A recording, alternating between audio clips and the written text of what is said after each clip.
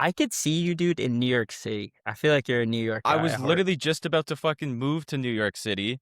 Um, but the border is like super not happy with me with how much time I've spent in the US. Like I was there, I was in New York, I guess May for one of the WAP events, and the guy at the border was like, "Where are you going?" And I was like, "A friend's dinner." And he was like, "For one night?" And I'm like, "Yeah." He grilled me for like 10 minutes, like, "Really expensive dinner. What do you do for?" Because if I say I make $1 in the US, then I'm fucked. And like I don't, it's not like I have like a salary from Canada, you know? But New York Yeah. is like, Toronto's kind of close to New York. It's not, nothing's close to New York. So I like Toronto because it's kind of, but New York is like my place, I think. So what's the plan right now? So like I saw the kind of what sparked this conversation is I saw your bio, and you had uh this website called Darwin, and I was like, dude, what the hell is that? So I shot you a text and I was like, yo, let's hop on a call and talk shop. I want to hear about what you've been working on. Yeah, for sure. It's kind of the culmination of everything. So I think backstory in December, I think, or maybe when's American Thanksgiving? November. November. So in That took November, me way too long to yeah, I mean, answer. dude, I don't fucking know. We ran a workshop in American Thanksgiving. That's the fucking story. None of us had any idea it was Thanksgiving. And so we like sold all these tickets and everybody was like so excited, but why are you doing it on Thanksgiving? We're like, fuck, we didn't know it was Thanksgiving.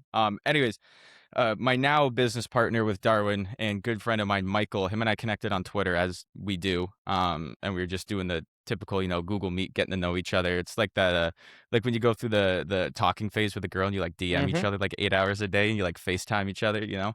Um, we had a lot in common. There was a couple like really niche guys in the space, like Nick Cosman's one of them. That's kind of like an if you know, you know. And so I've spent like 80 hours going through all of Sales Process IO, and Michael did too. So, anyways, we were talking. He introduced me to one of his friends, Clinton, who's a just like the most crazy sales guy I've ever met. And so, like, I was marketing, Michael was like software fulfillment, Clinton was sales, and we got. I think over the course of a week and a half, we probably spent 25 hours on Google Meets. I mean, we're just spending all day like just talking about all this shit. And I was like, boys, we should like like I don't know, we should do something like we have completely different backgrounds, completely different experiences, and we're like literally saying the exact same thing. There might be something here, so we're like, let's, I don't know, we were gonna launch something. I was like, let's just run a fucking like workshop. And so we charged like $97 or something. We literally said like, how much ridiculous amount of value can we give away? And we didn't plan it. Everyone was drunk because it was Thanksgiving, and so we showed up. I went first, Mike went second, Clint went third, and it was like not, we were winging it. Like we didn't even know what we were going to present. I didn't even know what the guys fucking did. And it was like we basically built a company like on the workshop. We were like putting pieces together that we hadn't pieced together, and by the end of it we're like, "Oh, guys, like I think a lot of this makes sense." So that kind of started it off. And then Mike and I started Skill Stack, which was a fun Mm-hmm. little adventure. So it was going to be like a marketplace for Claude skills. Um, and I mean, we launched it and it's just like upkeep and we didn't really want to push it. And the whole point was like, I wanted to try to have low ticket ascension mechanisms in SaaS. Um, to see if I could just crack that. And then we're going to try to have some sort of network effect to like get people hosting on the platform, selling their stuff, and then we bolt in back end. And it was cool. We ran it for a couple months, but that was my real forte into like the tech world. Like I've been pretty, aside from like the timeline, and Mike, I was like pretty disconnected from that world. So talking to, a bunch of people in the AI space, in the machine learning space, just like getting immersed into that world. I spent 3 months basically just talking to engineers all day, right? Trying to get their stuff on the platform. And so I kind of like speed ran my 4-year degree in the tech world. And I was like, oh shit, like this is basically exactly what we were doing in November. And the thesis of Skill Stack, which was basically trying to apply like Clint's sales methodology and my like funnel marketing methodology and Mike's, and applying it to this like emerging industry. It worked low ticket and it worked a lot better high ticket. And then it worked a lot better like enterprise level high ticket. So that was kind of us, and we've been doing that for 5 months. I guess like the elevator pitch is it's kind of just a combination of everything I've worked on for the past 4 years, and same with Mike. Everything we've kind of seen commonalities between all of the different businesses and engagements we started. And I think what it comes down to is everybody I talk to in the tech world doesn't have distribution, and that's all I learned how to do. I used to sell air. You don't even really need a product to be profitable. You can like dry test, you know. And info, it's kind of like you're selling gatekeeping sometimes. So, and I have a lot of friends. I don't have personal experience in e-com that much, but I have a lot of friends who do. And so I just learned how to sell in the most competitive, bloody red oceans ever. All I Mhm. learned was distribution. Distribution's first, and then you figure out the fucking product. Because once you have product market fit and predictable traffic, you go. And Mike was on the opposite end of the spectrum because he was in the tech world. And so the tech world is build the world's greatest products and the products will sell themselves, which Mhm. isn't true. But the a lot of the times I get on the calls with these kind of, you know, like the people in that world, and I would just talk normal shop about what I do, and it's like I'm a fucking like dark wizard talking about just like actual having like CAC to LTV, like not being a buzzword and being able to like actually buy customers. And then on the flip side, seeing like everybody in the info space like pivot to SaaS and all of like the SaaS products that are building compared to what these guys are building in their fucking bedroom at Stanford, just, you know, throwing shit together. It's like it's better than anything I've ever seen. I didn't even know the technology could be this good. And so it's kind of blending those two worlds together. Like, what does it look like if you take a company and you scale it from zero, like a info company or like a consulting company or like a service company, while building the engine like it's a tech company, where the more revenue you generate, the higher, you know, the company gets fucking better, it gets worth more.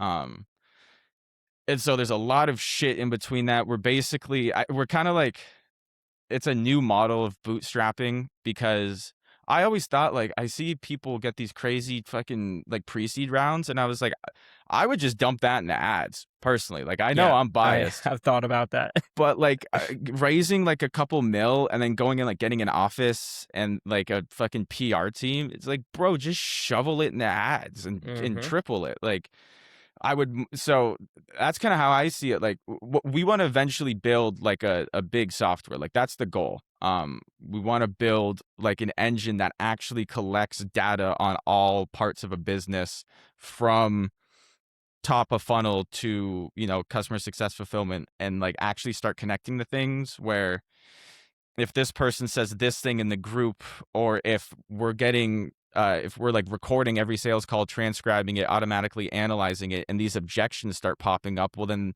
the landing page should automatically get rewritten and the pre-call email should automatically get rewritten. Like actually building like, you know, intelligent layers. If we want to do that, we either A, need to sell our soul and raise pre-seed, or B, grind it out for 5 years. And I don't want to do either of those. So it's like, why don't we just take the transformation and the mechanism of what the software eventually be, run it in the most profitable business model I know, which looks like info. It doesn't need to be info, but it looks like info. And then kind of like self-fund the software with the profits you generate. Plus, the software you build, you already have product market fit. You already have customers that you can start building the software out. This is how like Becker scales all his companies. Like Becker scaled Hyros by basically just like helping people optimize their, I don't even know if conversion API was back then, but like helping people optimize their traffic. And then eventually he was doing it for everybody, and then he hired somebody, and then you needed 3 employees per account, and then 1 employee per account, and then you had 5 accounts per employee, and then 50 accounts per employee. Eventually, it looks like a software because you're just actually automating the SOPs, right? And he was never like, I'm going to build Hyros and see if people want it. He had a massive, he had a following, but he also had like a massive customer base of people who wanted what they were selling. So that's like, I guess that's the high level. And then for me, like every time I'm working with somebody, doesn't really matter the engagement. There's always like this limbo in the middle where it's like, I'm looking at it on what I think we should do.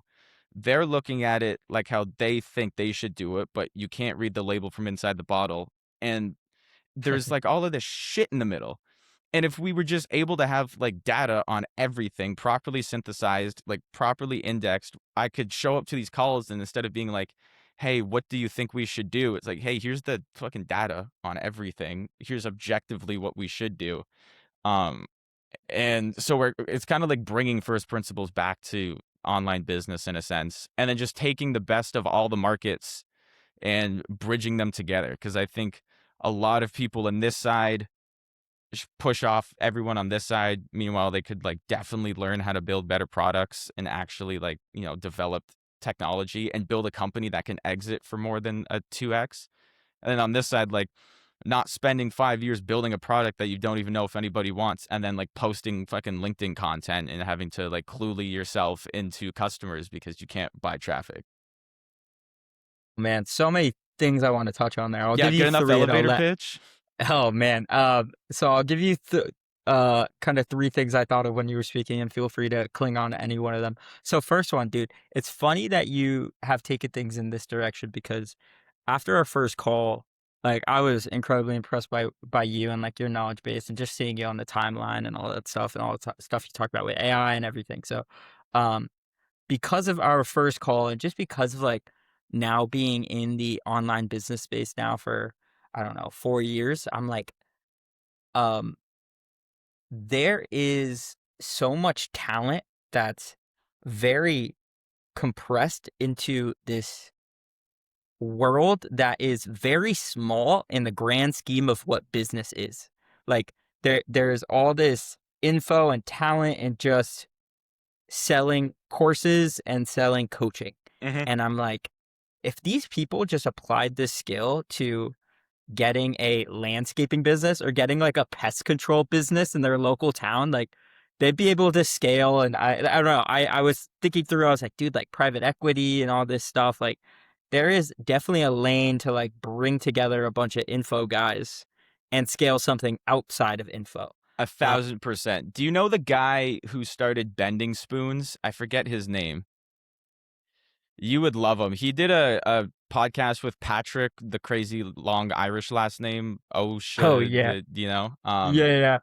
it's it's like a VCPE kind of hybrid. And what they do is they buy, like they bought Evernote. I think they bought AOL.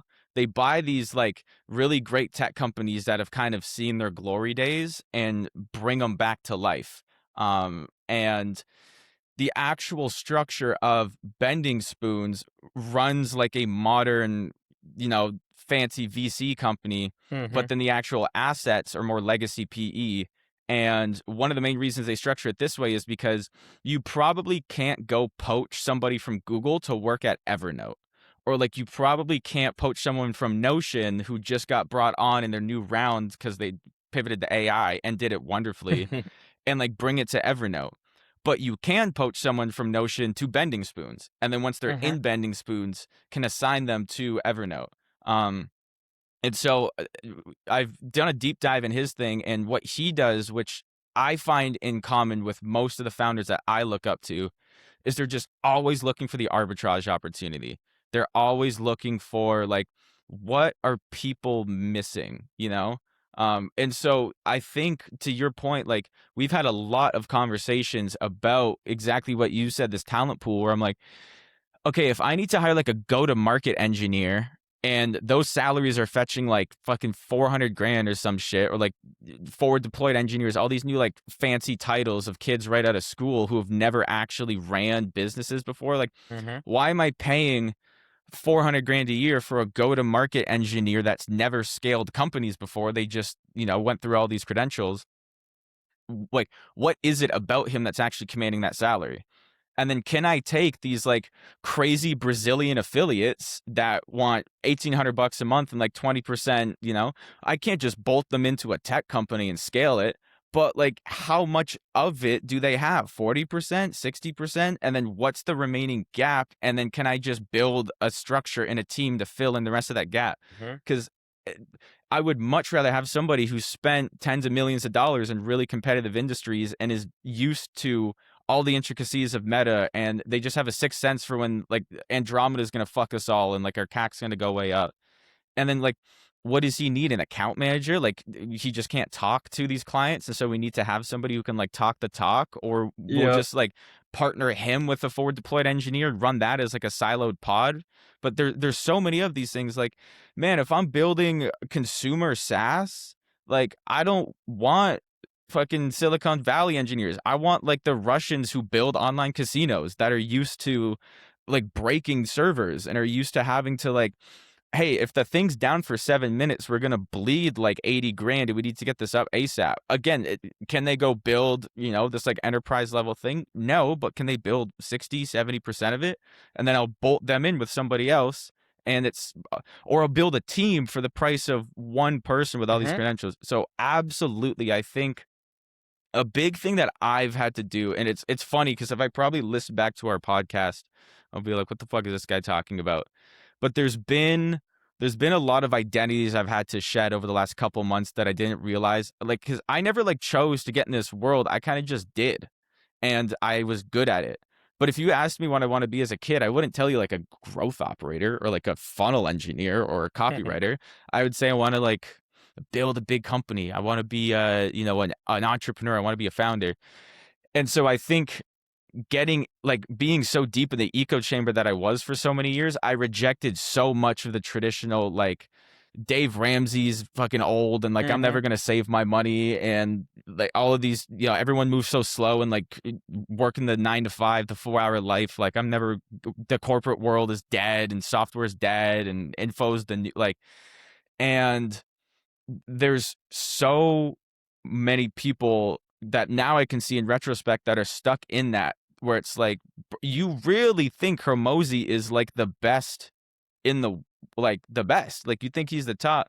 Bro, some of these podcasts like invest like the best that get like 800 views and it's like this late 30s, early 40s guy that lives in like Arkansas and runs a $800 million like fund and there's or like I always say like bro, if you go to like a nice zip code and show up to a country club, like it's not us, it's like old guys and F-350s that run like waste management companies. So anyways, I, Dude, I think yes. there's so many people that are stuck in this narrative, which I was, that like I just refuse to look past the ceiling. And I think it's because in our world and honestly most of the online world, like a lot of people, whether it's like a generational thing, I think it's a mix of a bunch of things, but everybody's kind of looking for like a business dad. Like everybody is looking for older guys, not that much older, that can still kind of talk the talk, that they will like delegate their Thinking. rational thinking towards. And so if you're getting into tech, from my world is like if something hasn't been done, it's because it doesn't work. Like if I'm doing a weight loss supplement brand and I want to launch an ad and I swipe 50 of my competitors and they're not doing this, it's probably not that I'm a genius. It's probably that I'm wrong because these guys are spending tens of millions of dollars a month more. And so you're always kind of just looking for these like literal ladder rungs and the next little, beating this control and beating that control and tweaking things. And you got to reject all that because you walk into this world, it's like there's no everything's, you're doing it for the first time. You're inventing a product, you're starting a company, you're doing something that hasn't been done. Elon's going to the fucking moon. Like Bezos is getting shipping time down to 20 minutes. Like you can't you but I think a lot of young guys who get into this space like me kind of just trip and fall into it because they don't want to go to school, get a job. They spend so much of their time. I mean, how much fucking time have you spent in your years? Like, I watched all of Iman's stuff. Like I've seen all of Every everybody's single one. stuff, Yeah. right? Sam Ovens. I've Mhm. watched every Sam Ovens video twice, and I have notes on them in my fucking Notion from like 4 years ago. So it's like if I have an idea and I was in a room with like the 10 guys that I look up to, well, if they would all say like I'm wrong, then I'm not even gonna think about that idea. And that's just like not how the world works because all of them learned from somebody who learned from somebody, and that somebody did it for the first time. So I think, yeah, there's a lot of people who are naturally talented, naturally high IQ, naturally hard workers, digital native. They have that just an eye and an ear for business, but their goal is to make like 400 grand a month with their agency, and they can't like anything outside of that is is like that. Bro, like I don't know anybody in the space that's thinking like what their company's going to be like 25 years from now. It's like 18 months, the market will shift, something will happen with the iOS, and then we'll just like jump to the next, or we'll launch our software. So I 100% agree. There's this massive, massive gap. And I think that's a big part of what we're doing. Like it's so clear to me, but the bridge is just like nobody's walking over it. Like the bridge is already built and it's just kind of like shaky and unstable. It's like those big fucking rope bridges in like Indonesia. And I'm just gonna start like walking it and being like, guys, like it's so cool over there, and like the bridge is gonna fucking kill you, and you can always walk back over it. Like it's fine.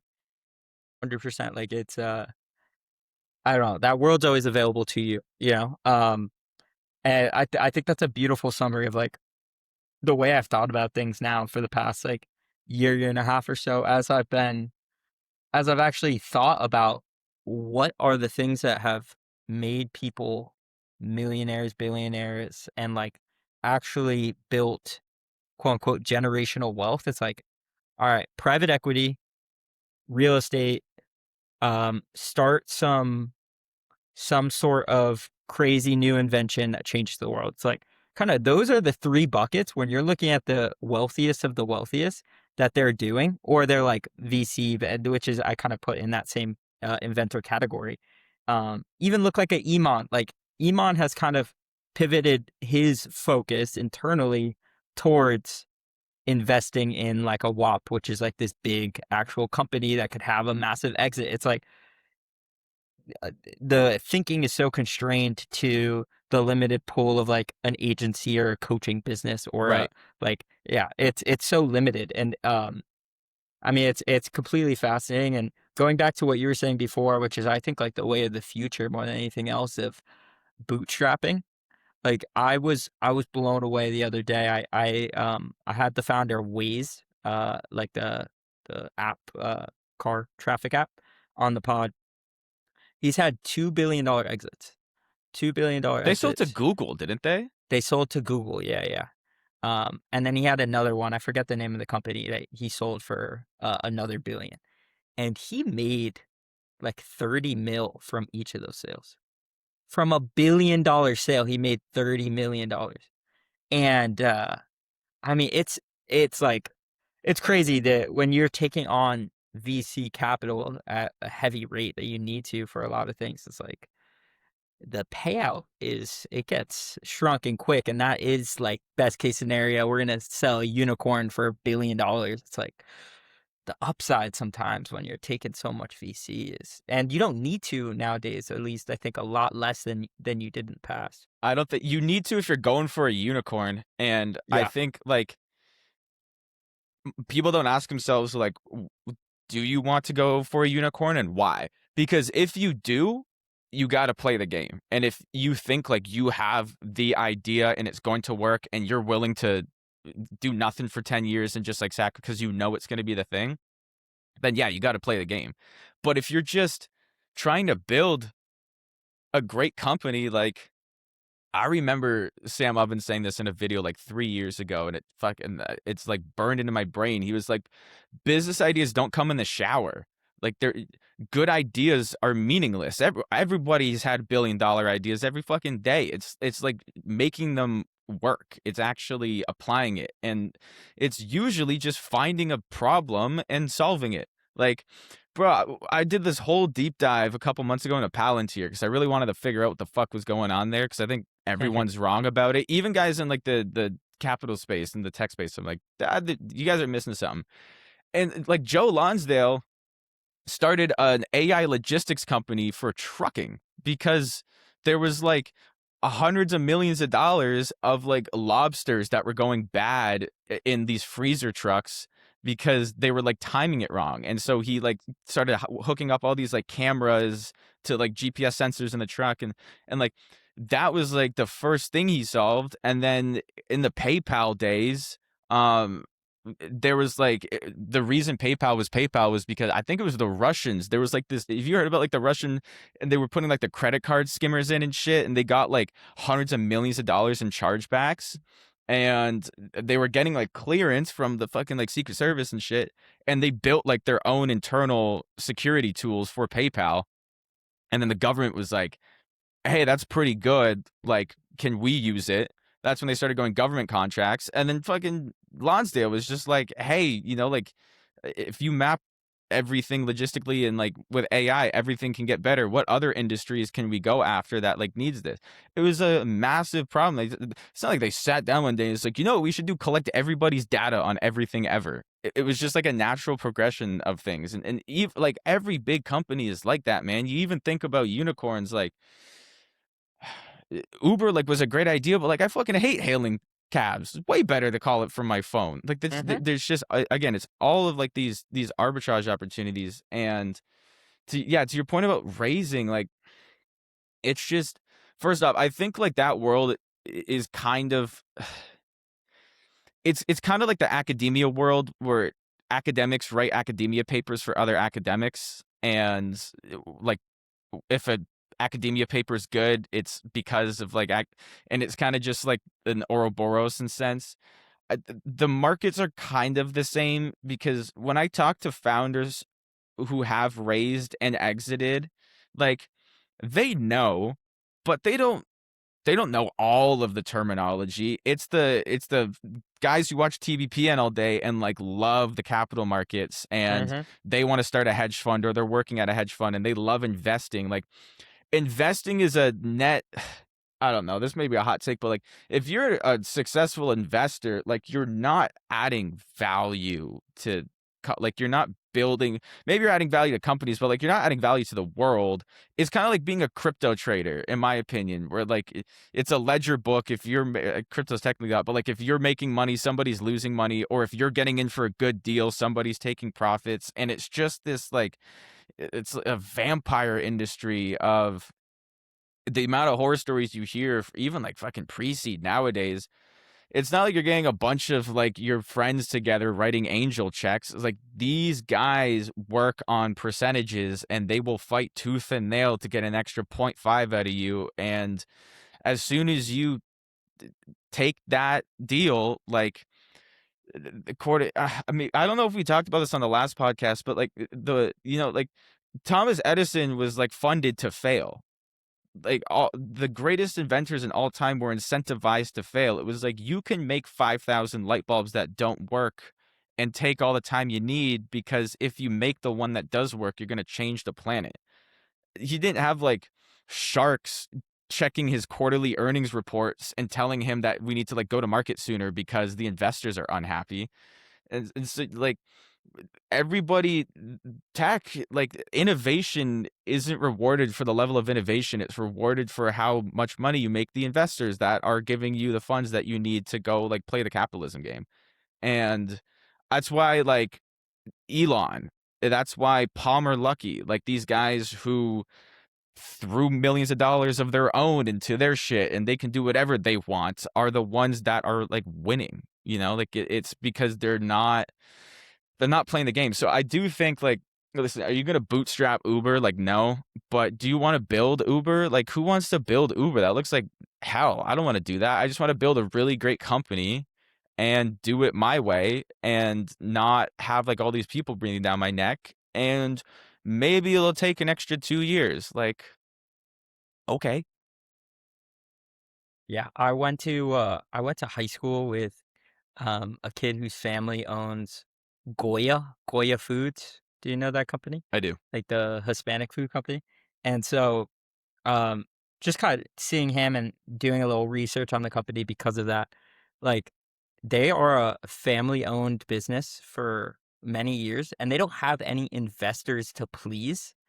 And like when you have an investor versus when you're doing it internally for, yourself, like you have quarterly earnings and quarterly and yearly things and like you have to make changes you have to think very short term when you have investors and you have people to please versus when you do things without it and you could kind of just take like a long term. Obviously you need to make money, but like you could take a longer term view and like, you know what? This is going to be better for us 2 years from now. And no one's breathing down my neck and telling me I'm gonna get kicked off or outed as CEO if I make this move. It's like it just kind of gives you the freedom and just a better life, like objectively. Yeah. Dude, yeah, Yeah. and it's just it's times changing, man. Like I heard Andreessen talking about this when he was talking about like Silicon Valley. Like Silicon Valley did not used to be like inventing new things. It literally used to be fucking like parts. It was Silicon Valley. It used to be a hardware. So you would like Mm. go to Silicon Valley to build parts for IBM or for other you'd be Ah, building fucking hard drives. super interesting. And the traditional like basically the Harvard Business School of Management, right? Like that kind of was again, like, bro, if IBM was like adjusted for modern times, they would be like, they'd be bigger than everything ever. I mean, they were fucking massive. Like, so many of these companies before, the bubble or the window, whatever you want to call it. And when Andreessen Horowitz came around and they were kind of like, one of the ones that shot Silicon Valley to where they are, they like undid the Harvard Business School. And the Harvard Business School, the way that you ran companies was that you founded a company and then you hired a CEO because founders shouldn't be running their damn companies. That was like how it always was. Um, and that's when all of this like middle management shit came around that everybody, hates. But looking back, I don't think we need to get rid of all of it. And then, yeah, Andreessen Horowitz, like they kind of pioneered the founder-led companies where they keep the founders on as CEOs and just try to support them to run the company, which is great until Anthropic raises fucking Series H.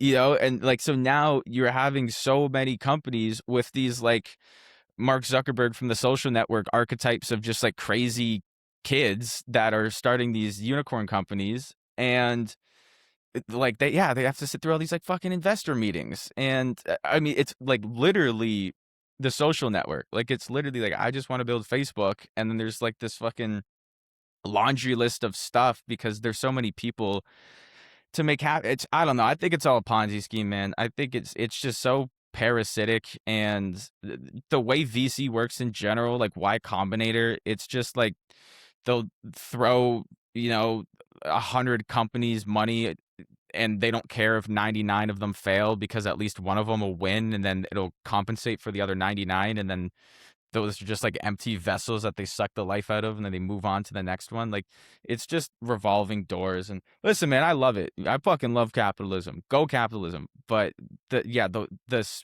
people, I think we just really strayed away from like business. To your point, like we watched like School of Hard Knock, and he's asking all these guys like how they made their billions. They just did one thing for like 25 years that people fucking needed, and they did it well, and they did it long enough and big enough. It's not. And I bet like most of those old billionaire guys have like ridiculous amount of equities in their companies still, because that's just kind of what it was before this. I don't know. I don't know, man. You know how it is. Totally, bro. So, I mean, dude, I guess the question for me, and I think for everybody, and it's like, it's something that's been top of mind and kind of revolves around all of this too, that we're saying is like, what do you do with this information? Like, you're like, all right, I'm somewhat digital. I'm somewhat native to this digital world. I know that this like info coaching agency space, like, yes, I could start a fucking LinkedIn growth agency where I get, you know, 20 clients paying me 2 grand a month and, I'm doing decent, but it's like, um, that's one, not a fulfilling life. And then on top of that, it's like, there's other use cases to this skill set, um, in more maybe in the real world. Like how do you think we should think, or like what are you thinking about in terms of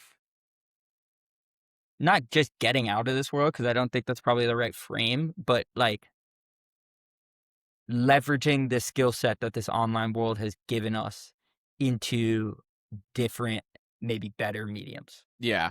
I think I mean, I really think it comes down to like the individual. I mean, like, individuals are what drive innovation. Like it's great people, it's the great men of our time. What's the last like great man we've had? Like the last Thomas Jefferson or the last, like it used to so I think it's twofold. It's one, I really like Elon's take on this where he says like just do the most useful thing that you possibly Mhm. can. Elon's really big on like engineers should be engineering again, and we should be bringing manufacturing back to America. Like we should be building shit with our hands, like no more just sitting on Figma all day, which I agree with.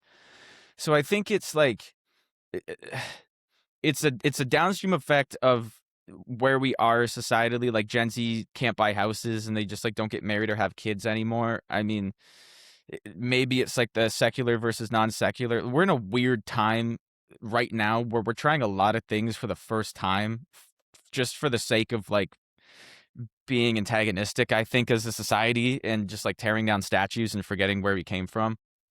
So I think it's a kind of reorienting to, like, Elon didn't set out to be a billionaire. He set out to like help the human race.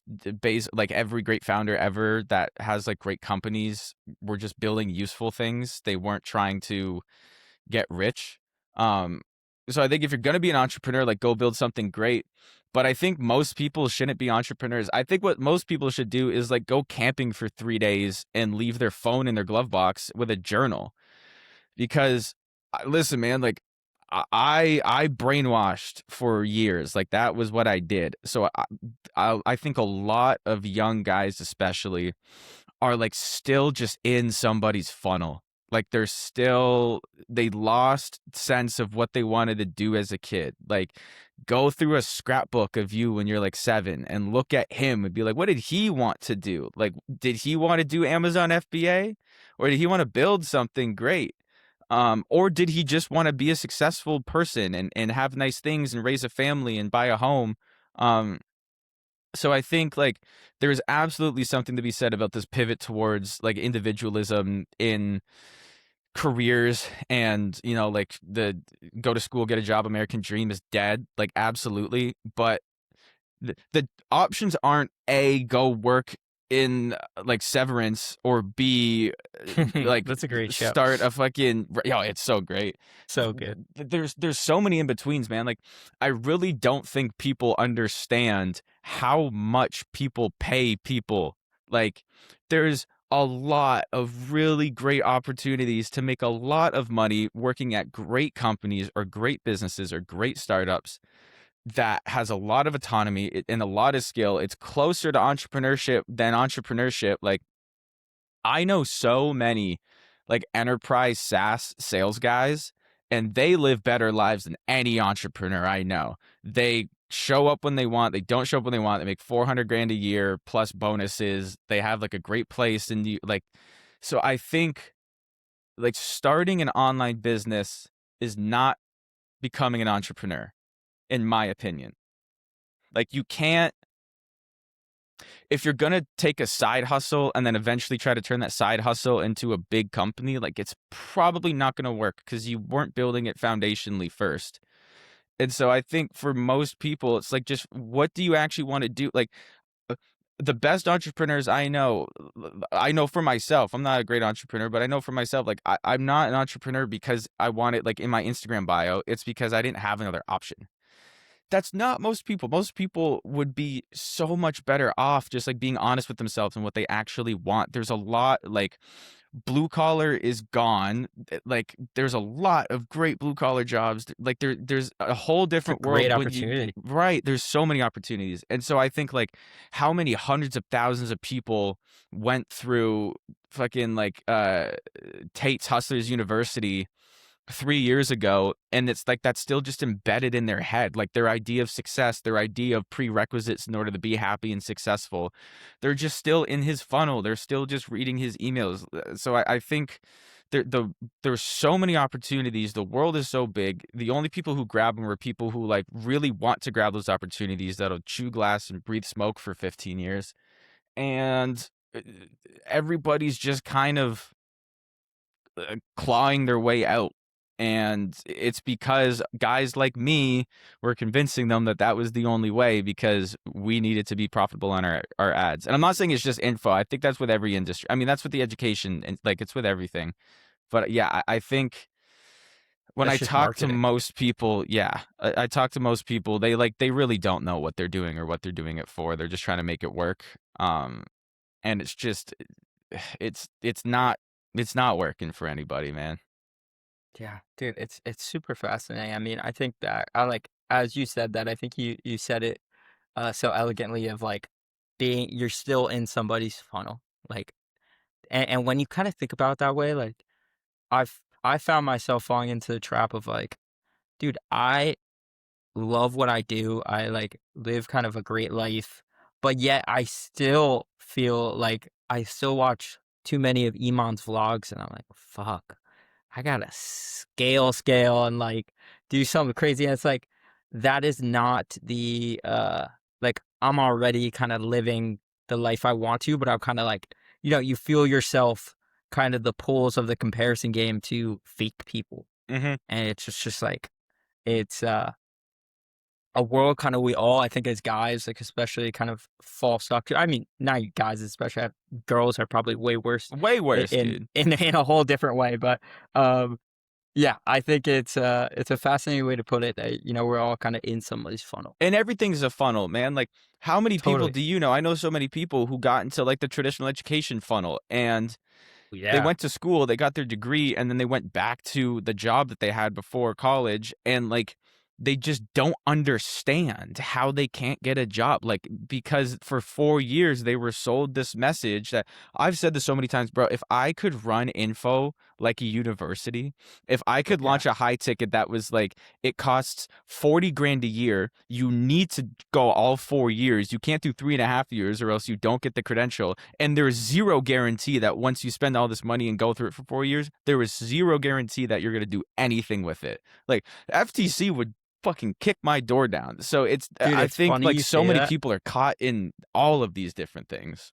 It's funny you say that because I looked into it. Like, I was looking into the, economics of buying a trade school, like, for, like, plumbing or something and, like, kind of running that same funnel.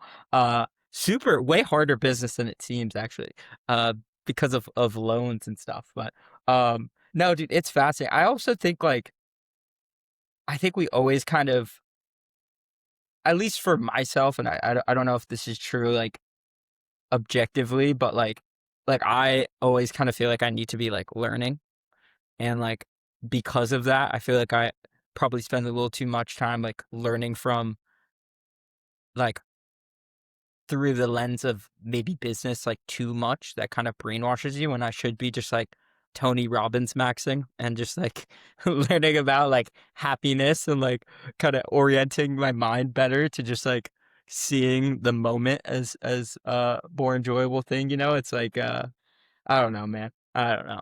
I think, yeah, I like you. There is absolutely something to be said about like always remaining like a student and always be learning. I think the difference is twofold. Like, one, like the Renaissance man isn't rewarded anymore. You have to be a specialist. And so like you would never tell Da Vinci to stop learning because he was learning about like geometry and then ended up building like the greatest war machines of all time and like the greatest paintings of all time.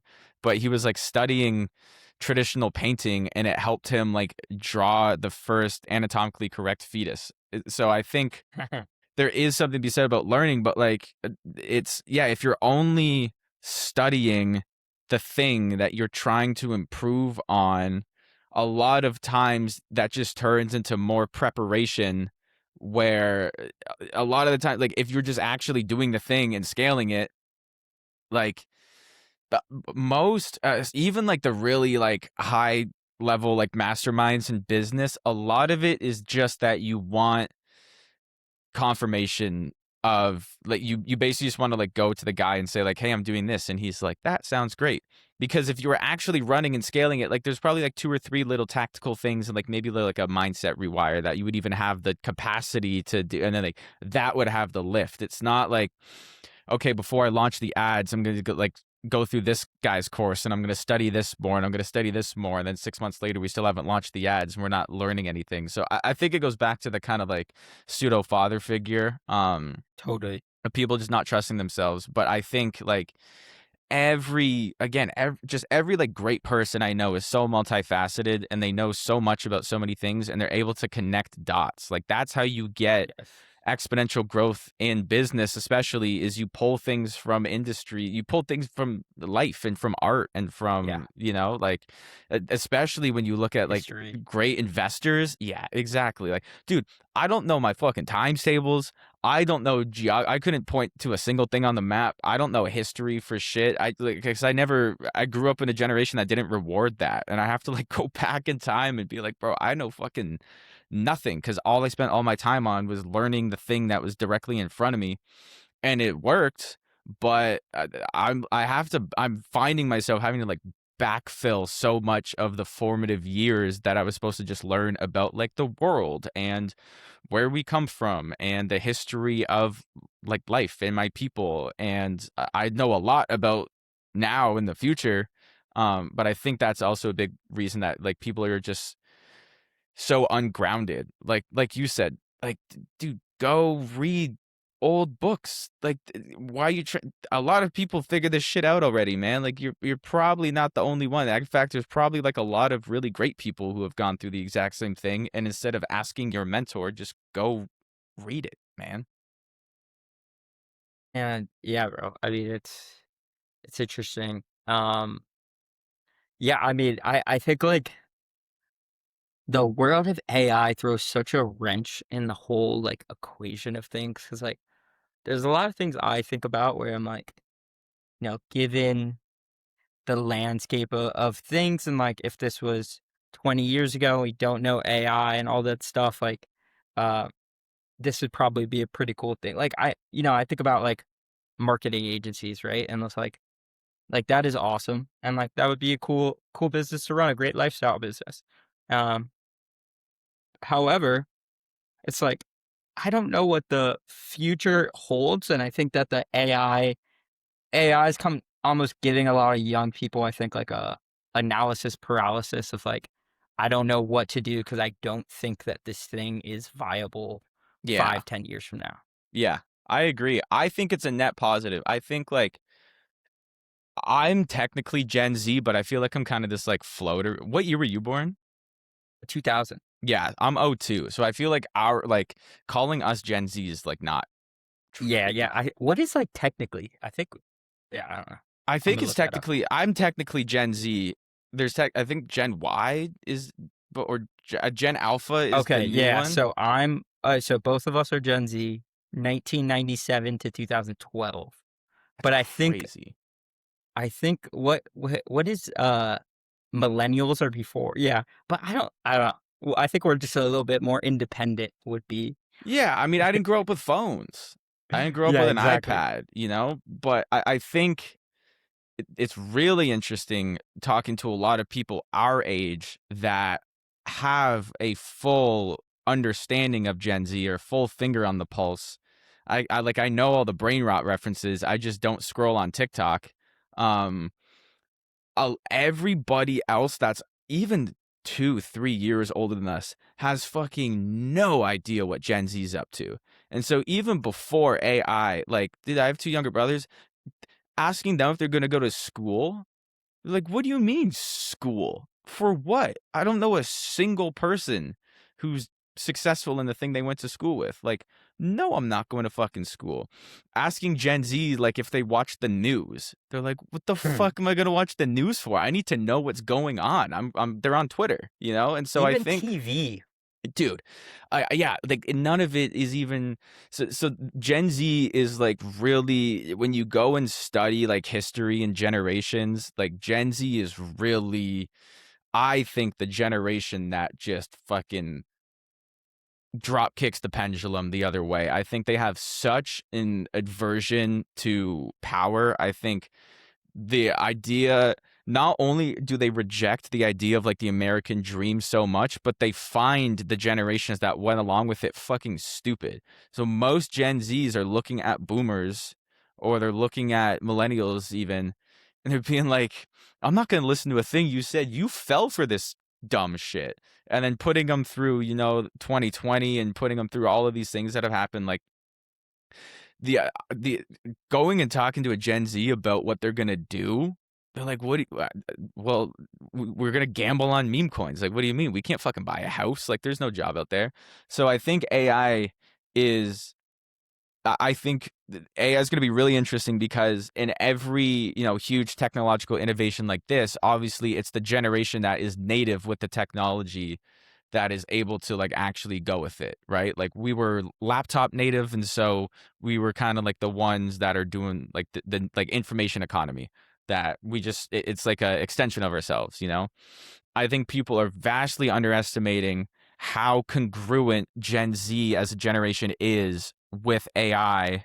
And if AI is as big as they say it is, and it's bigger than going like pre-internet to internet, which I don't disagree with. Um, it's I really think it's going to be right place, right time, and so I think all of the like skepticism and FOMO that you hear about AI, like most of the kids are looking at AI like they're looking at crypto, where they're like, well, this is like literally our only chance of being able to like get into upper middle class, and so they're gonna gamble on it. And yeah, I was like fucking in the subreddits on Wall Street bets when like GameStop was going, Me too. so I really think people are I do think on a widespread scale people are underestimating how much of an impact AI is going to have, but I really think people are underestimating how much the people that are currently actually using AI like just aren't suited for it. Like they cling on to so much of this stuff where like the crowd that is like AI is going to take my job.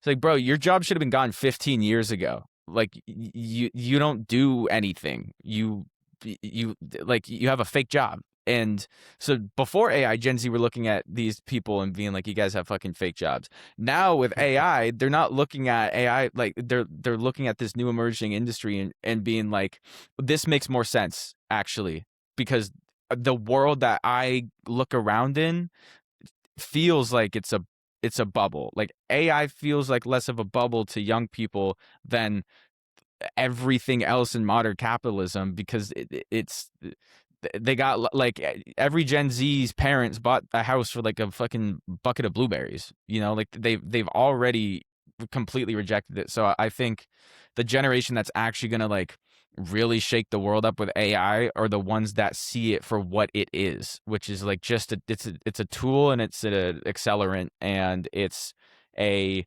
natural like balancer of the world. Like the world was not we didn't have another 30, dude, not even like to get political, but like we probably didn't have another 4 years or 8 years of the US on the trajectory it was. Like, I don't know if they had 4 years in them. I think that most other people probably didn't have 4 years in them. So I'm so bullish, but I'm so bullish on these fucking young kids, man. Like, I'm so, dude, the studying like memetics and like Rene Girard, like, bro, kids literally communicate in memes. Like, if trying to like when like 6-7 blew up, like old people couldn't understand it. They're like, what does it mean? And the kids are like, what do you mean? What is it? It doesn't mean anything. Like so I think Gen Z has had to like form their own languages. They've had to form their own third spaces online, because they've had to go to Discord because there's nowhere to hang out. You don't leave bikes in the front yard anymore and go see who's hanging out with their house. So I think while the the guys who have all the money have been planning on how they're going to keep it, Gen Z has just known that they're not going to have it, and have been like secretly planning an underground revolution on how they're going to fucking afford houses. And when they talk about like that great generational wealth transfer, like I really don't think most people understand how like sharp and fed up and prepared this new generation is to like be like, you guys are all fucking wrong. We'll fix it ourselves.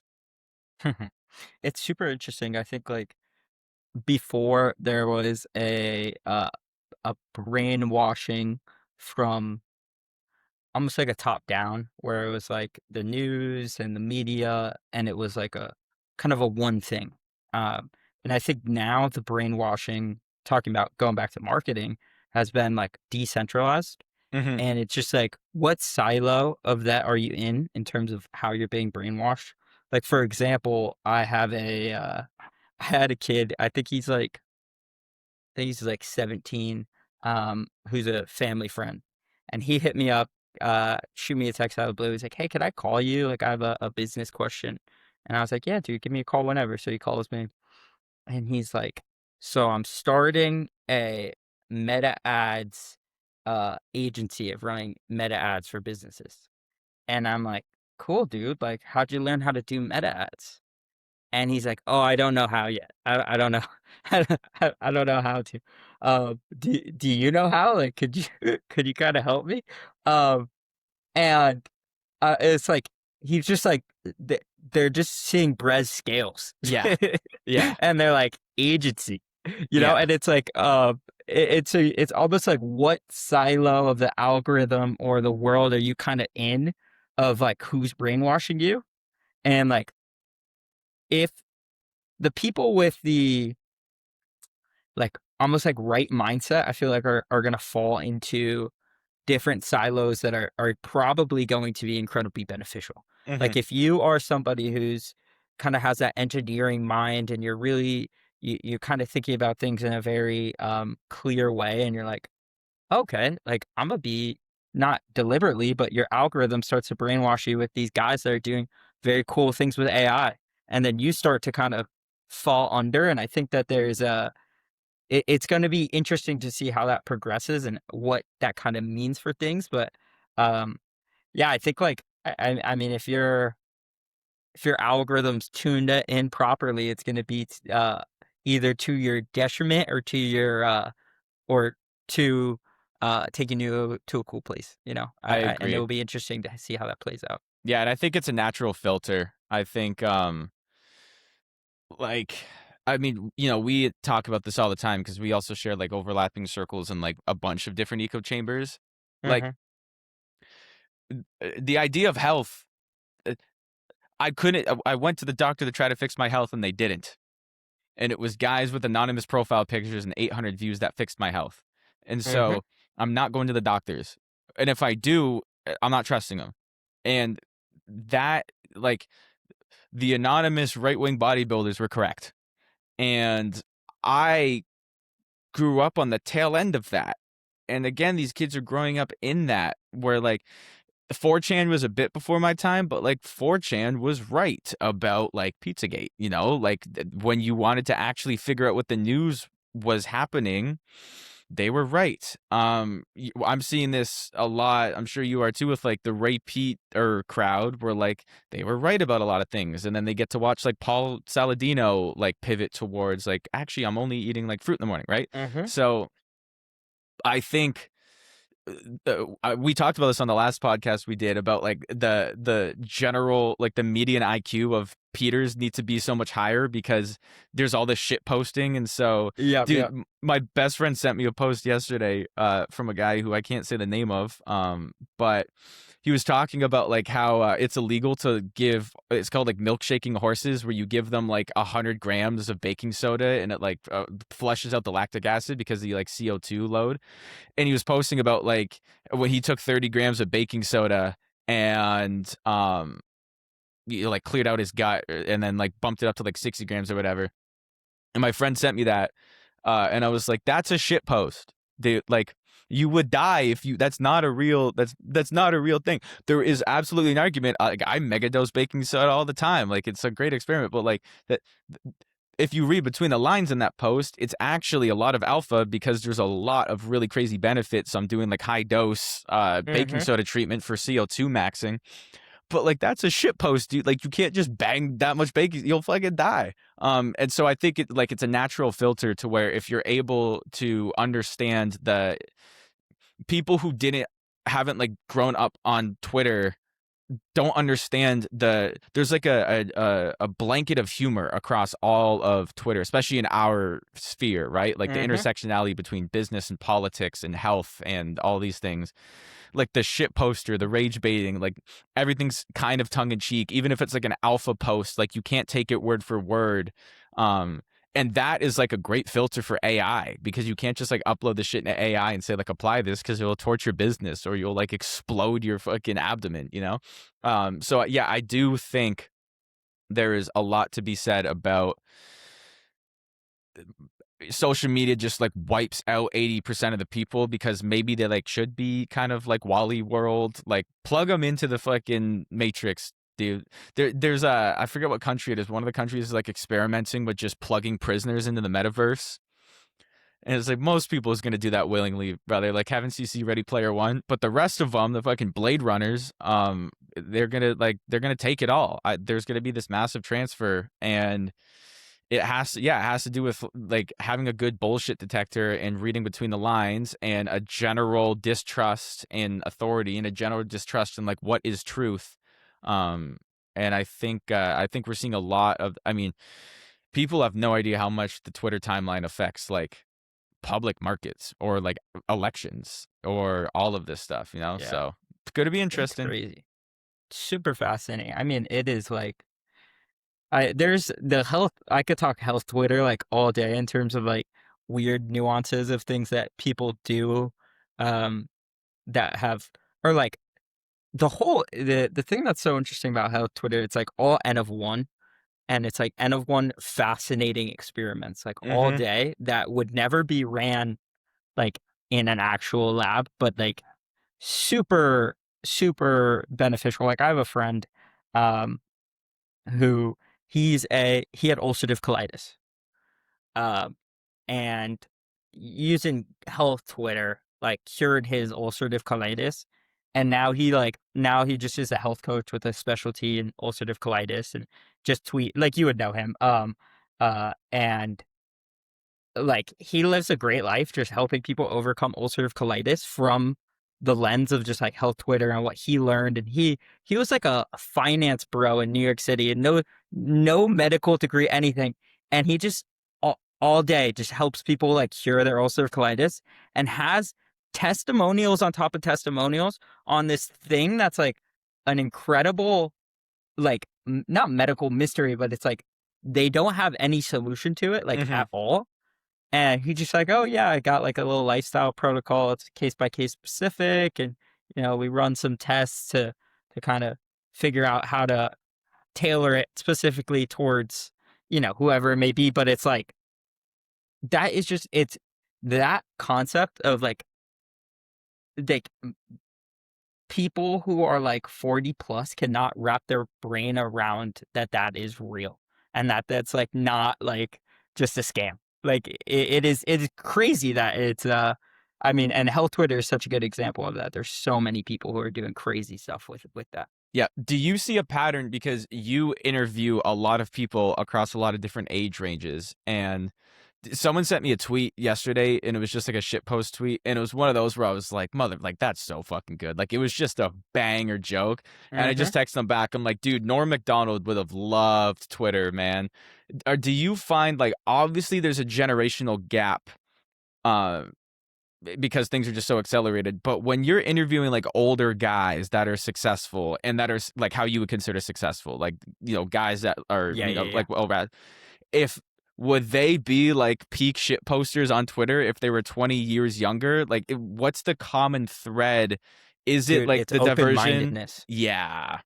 It's like even the people who you wouldn't expect, like they maybe not be shit posters because that wouldn't have been their like vertical, or like they would have been maybe a little bit too like polished or like kind of hide that side of themselves a little bit more. They're still like they still kind of have that mindset of being open minded, and it's like it's just this common thread all throughout. Like, um, I mean, I spoke with the founder of Kayak, like the um travel platform. And like off air, when we were talking about like Labify, what I was doing, his like distrust for like the medical system and just Mm-hmm. like his open mindedness to like he's like, yeah, dude, I have to like I gotta make sure I hire like 18-year-olds like fresh out of high school just to like help me stay on top of this AI shit. It's like, they have this mindset and this understanding of just like being open-minded and like taking in all this information and then just running it through their own filter Mm-hmm. of how they see the world, and then kind of like digesting everything and spitting out what doesn't work for them. And I think it's purely just curiosity and open-mindedness, and they don't think like shit's like stupid or like Mm-hmm. that's nonsense or anything like that. Yeah, yeah, I've identified that exactly. I've identified that it's like open mindedness, which I think goes hand in hand with just like aversion Mhm. against, like mixed with critical thinking. What I forget, there's like a test that people talk about all the time. It's like an IQ test where, and they like kind of use it in the political crowd where they talk about like, if I said like I know an Asian guy that's short, and they're like, but not all Asian people are short, and there's a term for it where they can't decipher like the exceptions from the rules. I Yeah, feel yeah, yeah. like when I listen to uh, people like us talk, and I'm not saying we're like better or smarter or anything, just whoever, whatever we have in common, that we're like on Twitter all the time versus normal people, we just always go a couple layers deeper on why.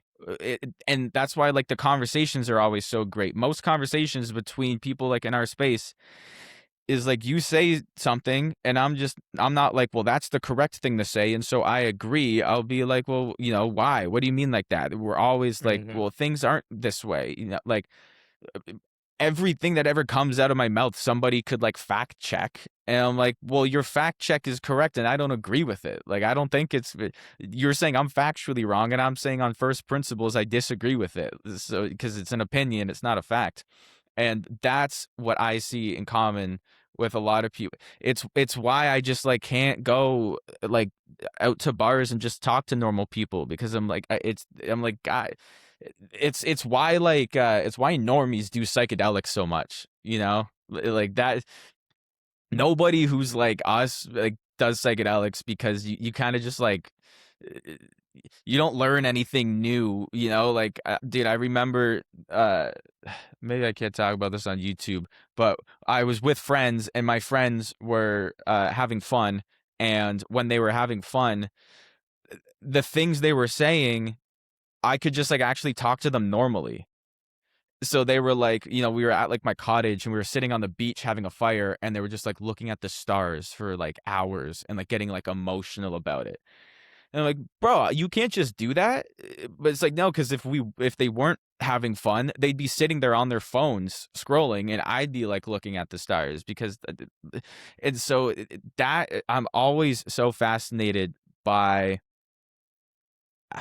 and maybe it's just like, again, maybe we just grew up in such like a crazy ecosystem and a crazy echo chamber and world that we just foundationally started disagreeing with everything. But it's fascinating to me how quickly I can identify whether somebody has like got it or not, just by how the the like natural response of critical thinking that they would give. If I tell them something, if there's just like a half a second, like they actually think about what I'm saying and are figuring out if they agree or disagree. If they disagree, they'll just like ask me a follow-up question, versus like the conversation you had of a fucking networking event. It's like, whoa, what did you talking about? Like how much traffic there was to fucking get to the conference, But that's interesting. I fully agree with that.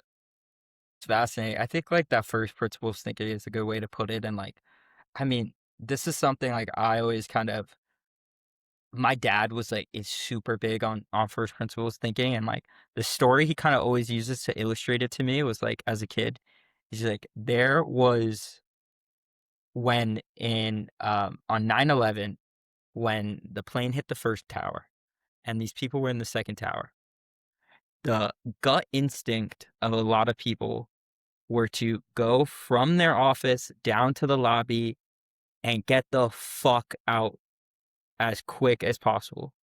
And there was security there in the lobby, and the security was telling them, you're safest back up in the office. You're safest back in your office." And it's like that secure like it's not like that security guard had any additional information than any of those individuals. They like the security guard was just trying to like, I don't know, do his job. Um, and those people didn't trust their own thinking and their own gut and first principles of how they approaching.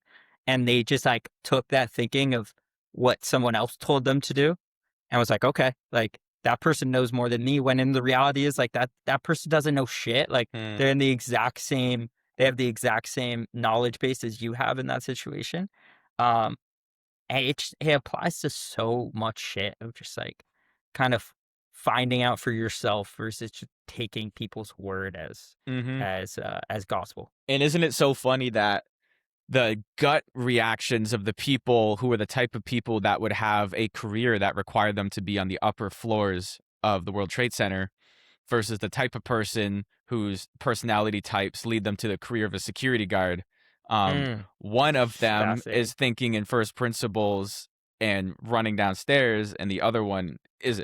I'm not saying security guards are dumb. I'm saying, like there's always patterns that you can see between people. I talk about this all the time. I'm sure we fucking talked about it last time too, but I think there's something wrong about IQ. Either it's like completely mismeasured, or there's like another thing like IQ that we have no idea about. I don't know what, but I always say, like, bro, if I lined up 10 people, and I was having a conversation with them, and then I randomly threw them like a tennis ball, and like 3 of them had reaction time that was fast enough to catch it and 7 didn't, I guarantee I would also consider the 3 people with the fastest reaction time what I would consider like high IQ individuals, just like raw Hmm. processing power. There's these like really weird and again, we get to see the correlations because it's like the guy who's really good at business happens to like be really knowledgeable in health and also happens to, like, there's all of these. They also usually have like a better taste for beauty and aesthetics, in that like the Greeks used to like worship beauty. Like there's all of these overlapping parallels, and I think there's objective truth to things. Like some people are just, it's not like smarter because then you're like book smarter, street smart. There's like people, maybe it's like just all micro autism. Maybe we're just all like kind of on the spectrum, and that's what like the new neurodivergence thing is, because everybody I meet who's successful has some sort of like ADHD or dyslexia or OCD or something. They have these like weird quirks that you can't really explain. Yeah. But I think uh, when you have an open mind and when you have critical thinking and you give yourself permission to connect dots, you win. Like if I see a pattern and it just makes sense in my head, that is objective truth to me. If there's a study published by Mayo Clinic 40 years ago that says the doctors say I'm wrong, if that doesn't fit in the pattern that I see that makes sense to me, it's in one ear out the other, and that is like the common trait between everybody that I would consider successful. I mean, dude, it's fascinating. I think about a Fortune 500. I think the company is almost like Fortune 100. He's retired now, but he was the CEO of this company for like a long time. Um, and I've spoken with him like many, many times, and um, he went to like some random college that nobody would know, some random place in Ohio. Um, and his like CFO went to Harvard, and like all these people around him are like super smart guys, and he's like, dude, like I'm like not very smart, like I am not objectively one of those guys by any stretch of the imagination. And he was like, and all of the times that like they would compliment me would be like a backhanded compliment towards Mm-hmm. like I just do I take a simple approach. Mm-hmm. And they're like, yeah, he's a simple thinker. And he was like, and they kind of use it as like a backhanded compliment to the way I approach business. He was like, but it's like I just this shit. There's just an over rumination and an over complication that every all these people apply to everything. And 100%. he's like, and there's a simple kind of out there answer that they're just kind of not. It's like the retard vaccine thing. I was Um, just gonna say it's like Andreessen when he was talking about not yeah, even having an exactly. internal monologue. Exactly. And it's cool. I like that whole retard vaccine paradigm. Dude, it's the I best. don't get people who don't get it. Like I don't understand. This is what I'm saying. The people who don't get it would be the people who wouldn't catch the fucking tennis ball, or they'd be the people who wouldn't be able to like look at that building and understand like why it's beautiful. There's some sort of. Do you ever seen what's the movie that's not The Big Short? Margin Call? I don't think so. No, I haven't seen Margin Bro, Call. Banger. Dude, It's let's go. basically like it's like The Big Short, but kind of the other angle of it. I think they don't I'm watching necessarily it say it. tonight. I think it's about the 2008 financial crisis, but Awesome. there's this one scene that I fucking love. The kind of like the main protagonist is this like quiet nerdy intern and or like junior analyst, and he's the one, similar plot line to The Big Short. Like he's the one that was like, guys, this number doesn't make sense. I think the whole thing's going down, and nobody listens to him. And then over the next couple days, the firm, blah, blah, blah, blah, blah. So then they call in like the big boss, head boss, and he flies in on like the black helicopter, lands on the building. Everybody's running around because it's like, guys, he's here. Like, we got to get in the meeting. And he walks in and he goes, all right, who's the one that said, the US economy is going down? And it was like quiet. And he was like, who was it? And then the junior analyst was like, me. And then the head honcho says, all right, son, you know, tell me your story and give it to me straight. Don't bullshit me. It wasn't my brains that got me here. And the whole dynamic of the movie, it was like this, head honcho, fucking CEO of a quadrillion-dollar hedge fund. And he was just that archetype through and through. He was just looked at everything objectively. He had a panel of, 18 of the smartest analysts that could possibly get in New York, and all of them disagreed with this one junior analyst, and he didn't give a fuck because he was like, this makes sense. And then they sold, tens of billions of dollars and crashed the market, and ended up like getting through. So I fucking love that scene. You'll love that movie so much. But Oh, I can't wait, dude. I'm excited. it's so I mean it's kind of like it's like the Michael Burry archetype in The Big Short. Like Hmm. there's all these archetypes. Like intelligence is just so misjudged. Have you read How to Get Rich, Felix Dennis? Yes. Yeah, yeah, yeah. Great Same book. thing, right? He's the exact same Yeah. archetype of he's like, He's a funny listen, guy. he's the best, dude. I fucking love him. Yeah. Wait, continue on. Sorry to cut you off there. No, I was just saying he is. They're all that archetype, and I think because I've thought a lot about this too, and I've met a lot of people like you're talking about who are like self-abscribed, not intelligent. I think they know that they are intelligent on a different scale than everybody else uses because they learn to trust their gut. They're all high horsepower. Their brains are always firing. They're always connecting dots that other people aren't. They're everything we're talking about, like they all have it in common. And it's why when you get them all in the same room together, they'll have the greatest conversations because they'll actually, they'll be like, well, if this guy, if you fucking get me in front of a guy and he's, like you said, sorry, like a Fortune 500 company, but someone's like, but he's not the sharpest tool in the shed. I disagree with you before I even fucking meet the guy. And I guarantee within 5 minutes of talking, I'm like, this guy's a genius from my definition of what high intelligence is. And everybody else just doesn't fucking see it. Yeah, it's I don't know what to call it. Like I almost want to call I'm it like telling you, there's a different. clear-headedness or like Yeah. a I don't know. I'm gonna write like a thesis Clarity. paper on it one day. I'm gonna fund the study and do like my fucking master's on it because I really think it's wildly misunderstood in the same way that we always talk. It's just like it's pattern recognition. It's the Renaissance man. Like it's the Da Vinci's. It's the guys who are not only exceptional in one thing, but are exceptional in a bunch of other things that have nothing to do with each other because the reason they're successful in this thing overlaps with everything else. And we used to reward these people. These people used to be the upper echelon of society. They were the greatest men. They were the lawyers and the presidents. They were, this and that. And I think now we're in a time like, when Trump got elected and everybody was like, well, what does he know about politics? He's a businessman. Like that's a new way of thinking. In the history of like America, a lot of people would have been like, well, he's the best candidate because he has overlapping skill sets from a completely Mhm. different industry that probably make all the great things, whether you like him or not. Like if he built, and then Totally. it's what it is. It's the people who would say like would poke fun of him, like the small loan of $1 million, and it was like, bro, Yeah. turning a million into a billion. Like Ex if I gave you $10,000, like you're not. you're not adding that many zeros to that $10,000, but like I can promise you that fucking much.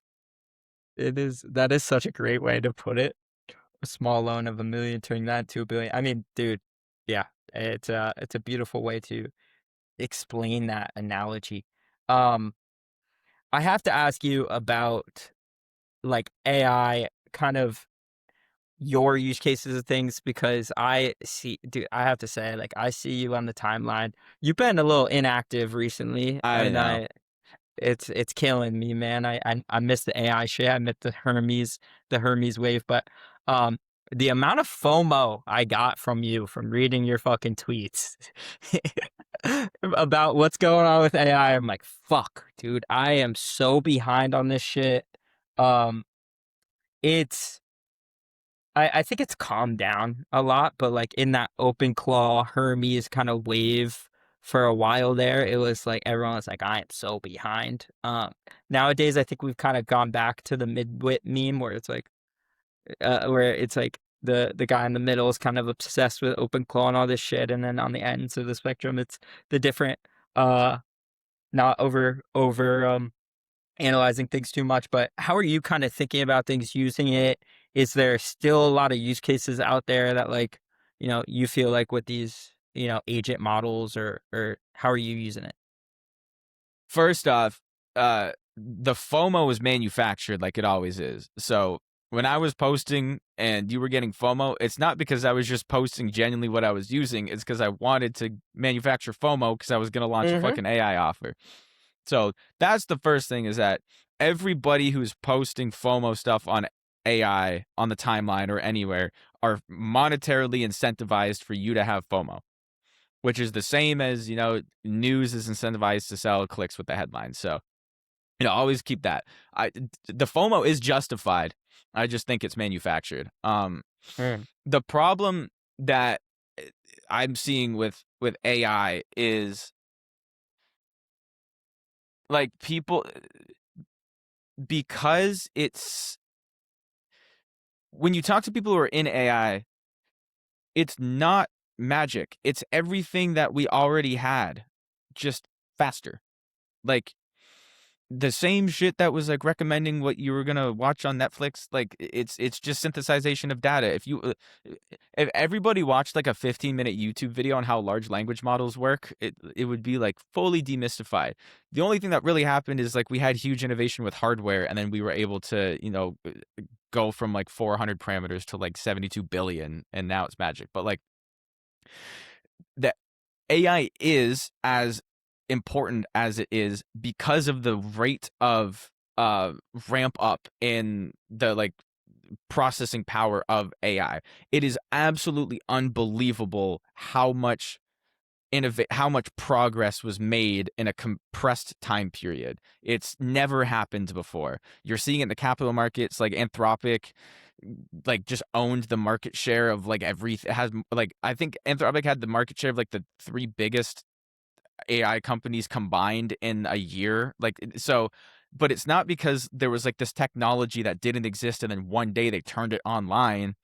There was just this. It's like when fucking Apple came out with the first Mac. It's like you just added a GUI to the thing that was already, the thing just got better. So I think what happens is, instead of people looking at it like that, like, hey, the technology that I use just got 100 times faster. So what is in my life that I can make 100 times faster? They look at it like this thing never existed before and now it exists. Therefore, I have no frame of reference for how to use it. It's like completely foreign. It's like a fucking spacecraft landed and we reverse engineered it. And so like if you if you're running a company and all of a sudden let's say I wrote you an angel check, but I said you can only go hire one person, and you go hire like the greatest sales guy of all time, right? And he's 100 times better than your current salesperson, or maybe it's you. If you hire him and then don't tell him what your business is or what you sell or where you sell it, or whether you do cold email or cold calling or Instagram DMs, you just send him 500 grand and say go, he's probably not going to be an awesome sales guy. Because you're assuming that because he is so much exponentially better than everything that you had before, the sheer like the virtue of him being 100 times better just means it's going to be this like magical transformation. But it wouldn't, and then you'd fire him 3 months later. Versus if you hired a sales guy that was like only 2 times better than you, and you had 500 messages, like 500 conversations of sales recorded, transcribed, annotated, 250 that closed, 250 that didn't close. You had super detailed onboarding, SOPs, exactly what you sell, how you sell, everything. That salesperson that's only 2 times better would do great. And then if you replaced that salesperson with the 100x salesperson, well, now you have a fucking awesome sales engine in your business. And so I think that's kind of how AI was, that people just treated it like it's the greatest employee of all time, and then they just like didn't think about integrating it. They just assumed that because the employee is so good it would do everything. And so like OpenCloud doesn't do anything. It's a technology layer that you layer on top of things.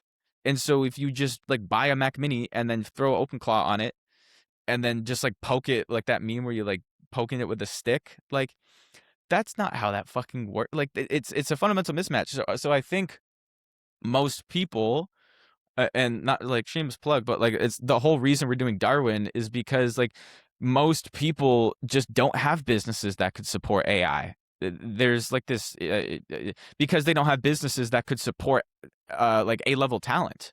Like Yeah. if you did have a business that support A-level talent, you would have the A-level talent because you'd be able to afford it, and you would just naturally be attracting talent. Like the greatest companies in the world, they have like, hiring pipelines, but like generally just the company that attracts A-level talent. And so we basically just like made A-level talent generalists and made them 100 times cheaper, and then handed them out to people that they just like have nothing to fucking anywhere for them to go. And so everything, it's just I think it's a widespread misunderstanding, because like when AI really took off, it was Claude. There was like a couple. I mean, it was like GPT, right? And then everybody was like, "Oh my goodness!" But like the AI landscape that like we know was, I think it was like Opus 4.5 in Claude Code, because Opus 4.5 was the first model that was really good at natural language. And so when you give it like an environment like Claude Code, you could just like talk to it like a human, and it would go build you a dashboard or whatever. Um, but Claude, even when I first started using it like years ago, was the best at writing, right? It was the best at like creative work. But before, it was the best coding agent. Claude was the first like real coding model. And it's because the environments that people had Claude in, like a code base is the perfect environment for AI, because you can't hallucinate in a code base. The fucking app doesn't work. Like if you need to have a curly bracket here, the AI can't hallucinate that it's a round bracket. The thing won't turn on. And so you had models in environments that were like engineered for these models, and then you started skyrocketing the models and everything took off. And so when you talk to guys who have been like using AI to code for years, they're like, yeah, this shit's I mean, we were using like Sonnet 3.5, and like it's not that much better than it is now.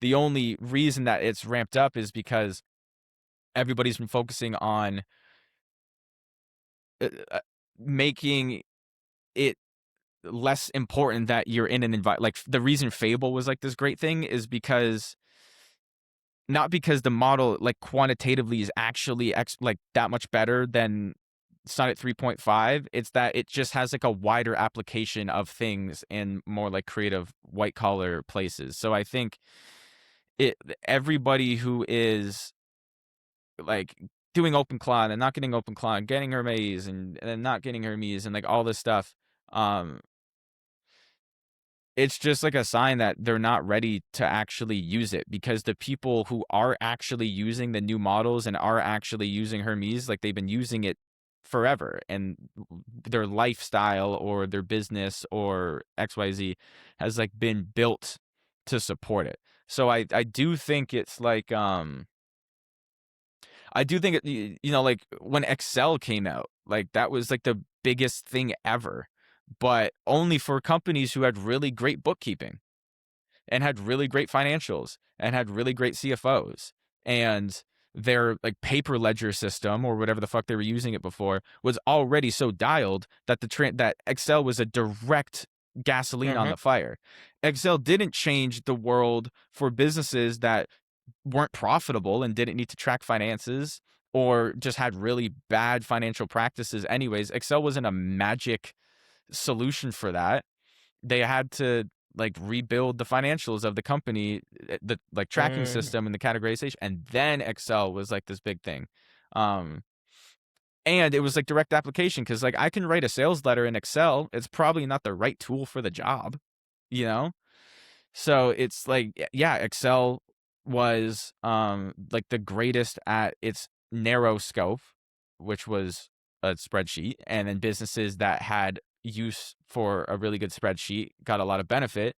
Um the only difference is that now it would be like if Excel was really great as a spreadsheet, but it was also like pretty good at writing and emails. Like if the entire Google suite was like through Excel, like I probably still wouldn't use it to write, but it's actually like marginally better than just using like Word. But that doesn't mean it was built for that. And so now I think you're seeing AI companies, instead of making Excel way better at bookkeeping, they're making Excel like better at everything else, because people are just like basically trying to shove a round peg in a square hole. it makes perfect sense to me. I think a good kind of analogy to use for it is like I talked to a kid today, Seamus, who runs a LinkedIn ghostwriting agency. And so there's two ways you could do that, right? It's like you could go into Claude and be like, I want you to write me a LinkedIn post. And like, here's the guy, blah, blah, blah. Give him the whole spiel and then spits out a shitty piece of content. And then, like, what he said that he's been doing is they went through and aggregated all the data from all the posts that they have taken from every single account that they rate for, and then kind of categorized it into most successful to least successful, had it kind of start to analyze the trends and the styles of the most successful, and have been creating skills and like a database under to essentially just be able to do that same thing, write a post, here's the guy, blah, blah, blah, but use this skill on top of it, which has all of our information of specific guidelines, specifically how we like to write, how we do the, like, whatever, all the full context of things. And that spits out a very different answer than what it does if you just say, write me a LinkedIn post. 100%. And that's a very simplistic example. There's a trillion different use cases kind of adjacent to that. But um, to me, that's kind of, it seems like unique data is becoming a real moat with your AI. That's why we're building a fucking data company, brother, because it's the whole thing. And then, so in that example, that is a correct application of it, but the technology that's enabling him to get those results actually isn't the large language model, it's all the infrastructure around it. It's the fact that you even can plug data into it. So, like, for most people, Claude Code has been a bigger innovation than going from this lower model to a bigger model. Because, like, again, if you just understand how a large language model works, okay, imagine like we have a sentence and it's like the dog goes, right? And then each word is like a slot wheel with like 100,000 words on it, right? So it goes, a dog goes, and then there's 100,000 words that it can choose from. AI is really good at finding the median, which would probably be woof. And it can do that instantly. And it can do that for harder and harder and harder questions. it's literally designed to find the median. And so if you ask LinkedIn, or if you ask like Claude to write you a really great LinkedIn post, it's not designed for that. You're using Excel for a fucking sales letter. If you ask Claude to write you 500 decent LinkedIn posts, it will do that. And it's insane that we have technology that will do that. It's crazy the amount of shit that needs to go on behind the scenes for you to even get 500 unique LinkedIn posts in English that make grammatical sense is unbelievable. But that's because that's what the models are designed for. So if you're in that example, it everything if he took Claude out of that equation, it would still be an amazing system for writing LinkedIn Mhm. posts. If you just had For a a real person to just be like, correct, okay, here's the frameworks I'm supposed to correct, follow. Here's the correct, hooks that are really good that have, it's the same. Yeah. It's just absolutely. faster. So it's the same thing as like the salesperson analogy, where like then if you bolt in a 100x copywriter into that, you get much better content. And so if you just plug in a really good model into that, and so it's everything is just the infrastructure around things. Like the big innovation that's been happening has not been the models. It's been like the MCP layers, and it's been software moving towards CLI. Like Meta Ads has their CLI, bro. It's ridiculous, but it would have been ridiculous if we were still using GPT-3 because if you understand how to like data warehouse properly and you just set it up to where even like the cheapest like Chinese model that's like 0.00001 cents a quadrillion tokens, like if it can't hallucinate the data because the RAG That system is is the like data. actually Yeah. built properly, then you can have a slow model do it slowly, and then you can have a really big model do it really fast.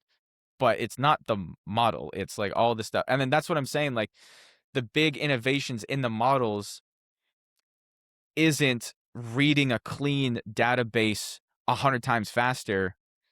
It is reading a dirty database 90% more accurately. And it's because when people like when there's a big innovation in a model and everybody says it's the greatest thing ever, it's because they're just idiot proofing it more. So you just have to take less precautions for it to make less hallucinations, which is innovation and like from the actual machine learning Totally. standpoint is like great. But it's not like they're getting like very narrow. That's why like when you look at like what Google's doing with DeepMind, um they're having like huge innovation but in very narrow scopes. And that is like where it gets actually interesting. It's not the general Totally. purpose models. It's there's a lot of innovation happening in those companies, and there's a lot of innovation happening like in China specifically on that. But it's because Google doesn't need to monetize their AI. If Google didn't make $1 from Gemini, they'd still make hundreds of millions of dollars that year. If Anthropic doesn't monetize their AI, they make fucking nothing. Hmm. So again, it's like the beginning of this conversation. It's just where the capital's flowing, and I don't know, man. But I do think the FOMO is warranted, but it's when you The actually right precautions. understand, yeah, Yeah. the use case of AI, and most people just aren't doing that. It's interesting. My mind almost goes to, have you used Jeremy Haynes's AI? Yes, Like, I think that more use cases like that we're gonna see popping up that are really useful of specific people. And so for those that don't know, Jeremy Haynes, great marketer, has your pretty episode much with him was aggregated. awesome, dude. Uncle Haynes I had a appreciate fucking that. awesome time with you. Hell yeah, I appreciate you, man. So I think that like just him taking all of very his frameworks and all of the stuff that he just aggregating all of his data together and creating this like harness, if you will. I don't know if that's the correct term for this, but creating like a harness around just his data and ensuring that the answer that it spits out would be based on the frameworks and the guidelines and the guardrails that he thinks about things through to kind of allow you to kind of use his mind, his marketing mind at scale, if you will. If it has the right data from his frameworks to spit out very cool marketing frameworks. And I think that we're going to see more and more of kind of those people cloning their unique knowledge Mhm. or this unique data that they have to pretty cool things. 100%. And that case is so interesting because Jeremy like isn't an AI expert. He's just a smart fucking person. And so he Mhm, naturally found like that specific example, just like we were talking about, is a perfect application of the current AI landscape. Like that is like technologically speaking, that is what it's designed for. If you give it data that it can only read from that data and it can't source other data, like it can get that at scale and it can handle really complicated problems. That's great. It's not because Jeremy sat down with like machine learning experts and was talking about like how do like rag retrieval systems work. It was just like I use this thing enough and I actually care about getting results.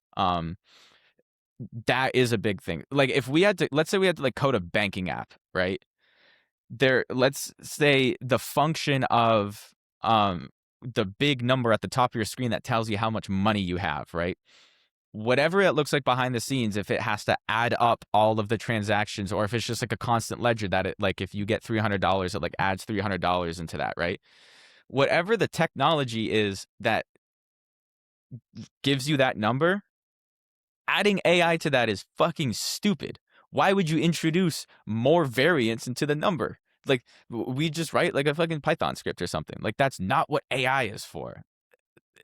What AI would be great for is if it could then analyze all of your banking history and tell you where, you're spending too much money or where you could save mhm, money here, or maybe it's pulling different sources and it's telling you how you could like invest your portfolio better with like ETFs based on where the market's going, based on your knowledge, right? And then you could start plugging your business into it and it could analyze like, well, going to QQQ makes more sense because you run a technology company and like that's where you'd bolt AI into. But we wouldn't do an AI powered banking app and then have AI do the banking. That's not what it's meant for, you know? mhm, So I do think the people who are going to win are going to be the Jeremys because they're not looking at AI like this magic thing. They're looking at it as like an accelerant. And so what could we accelerate? And for Jeremy, it's that. I also know that Jeremy's launching an offer where he's building out the AI clones for people,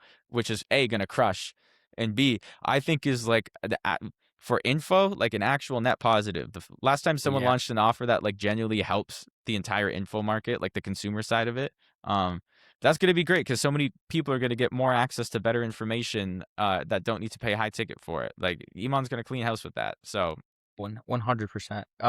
Yeah, I mean, it's a great. I have 2 more questions for you. Do you have time or you gotta absolutely, run? let's do Because it.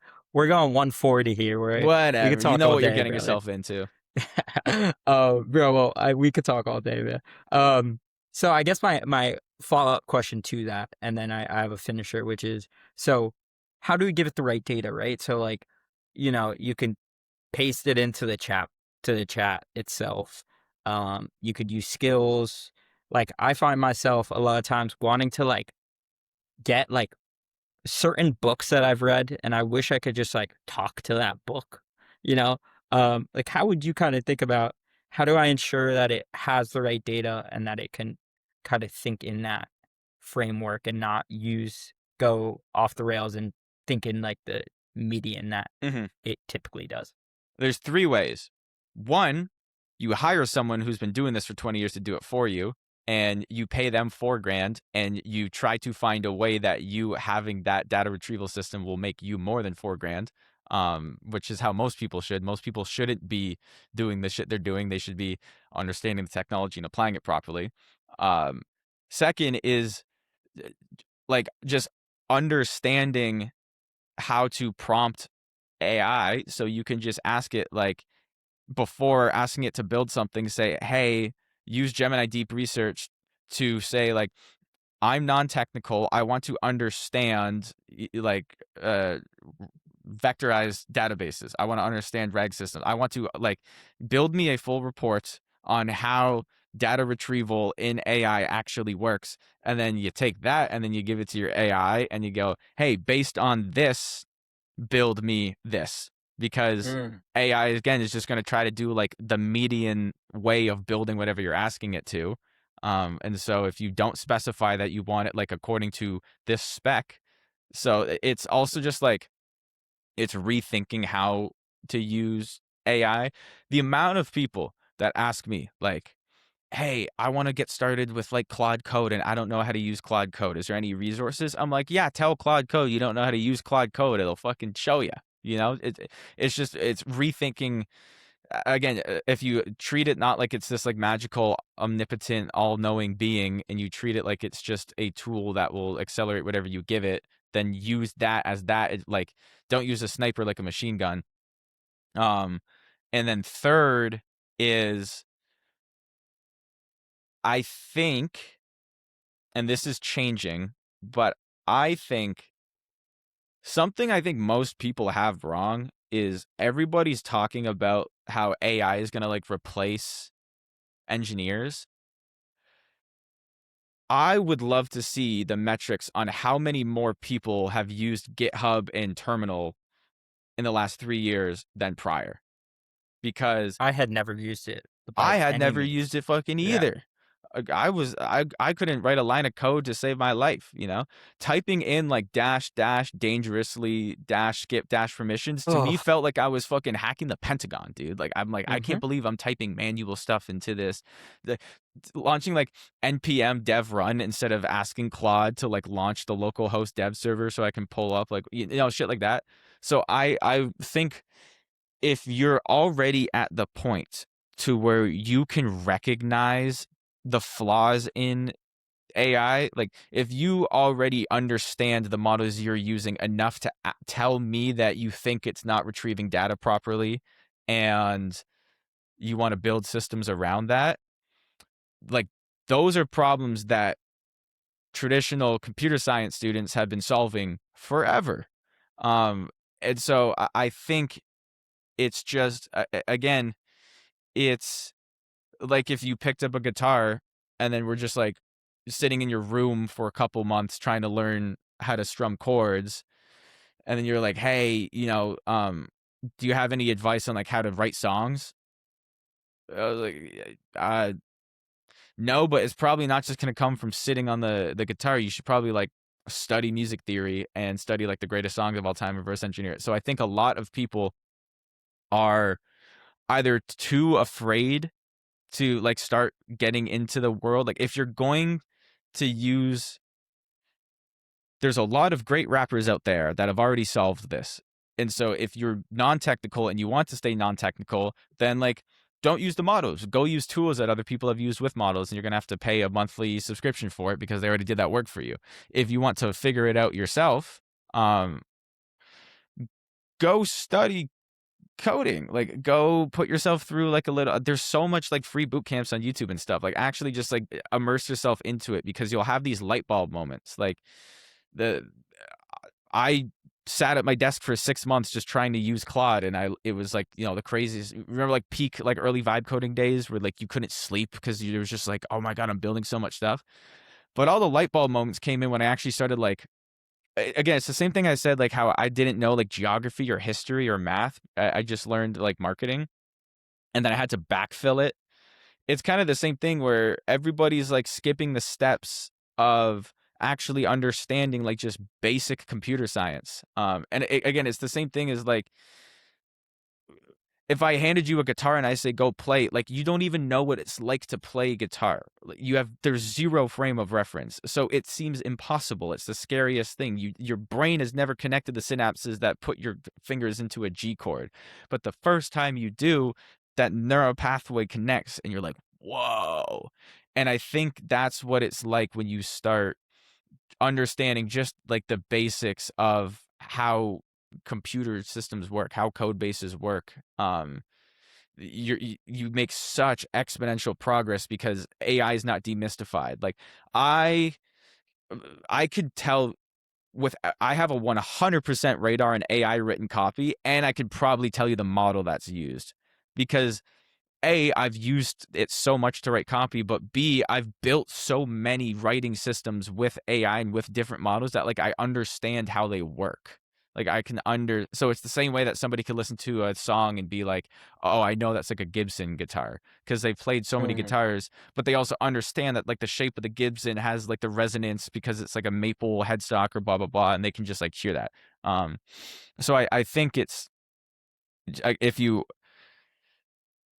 understanding the application, let's say it's a business, and building that so it could actually support AI, and then understanding AI and how it actually applies to the business, 1 + 1 equals like 1,000. That would be an incredible place for us to end this conversation here. But I got one very selfish question I got to Let's ask, do it. which is, I run Labify Health. My offer right now, it's broken. Like it sucks. And the reason for that is because when I started Labify 3 years ago, lab testing was not a very easy thing to get direct to consumer. There was a few websites and stuff that people offering it, and the prices were outrageous, kind of super complicated. No one really kind of doing it in an easy way. And I just created, panels that made it easy for people and made the whole process kind of streamlined, and cheaper than, you would if you had to, go do it yourself. And then within the past 18 months, there has been Function Health and Superpower, two incredibly well-funded venture-backed companies that have really entered into the space. And their pricing, like at first when I offered my panel of 70 biomarkers for $650, that was like the best offer in town. And that has gone from to now where Superpower and Function both offer like 100+ biomarkers for like $200, and they're operating at a net negative. Like I know their wholesaler, I know how they're getting, I know where they're getting these tests from. We use the same people, um, and it's like it's no longer a viable offer as it currently stands. And like, we still get business because the market's inefficient and people aren't aware of the other solutions out there. They don't want to pay a subscription, whatever it may be.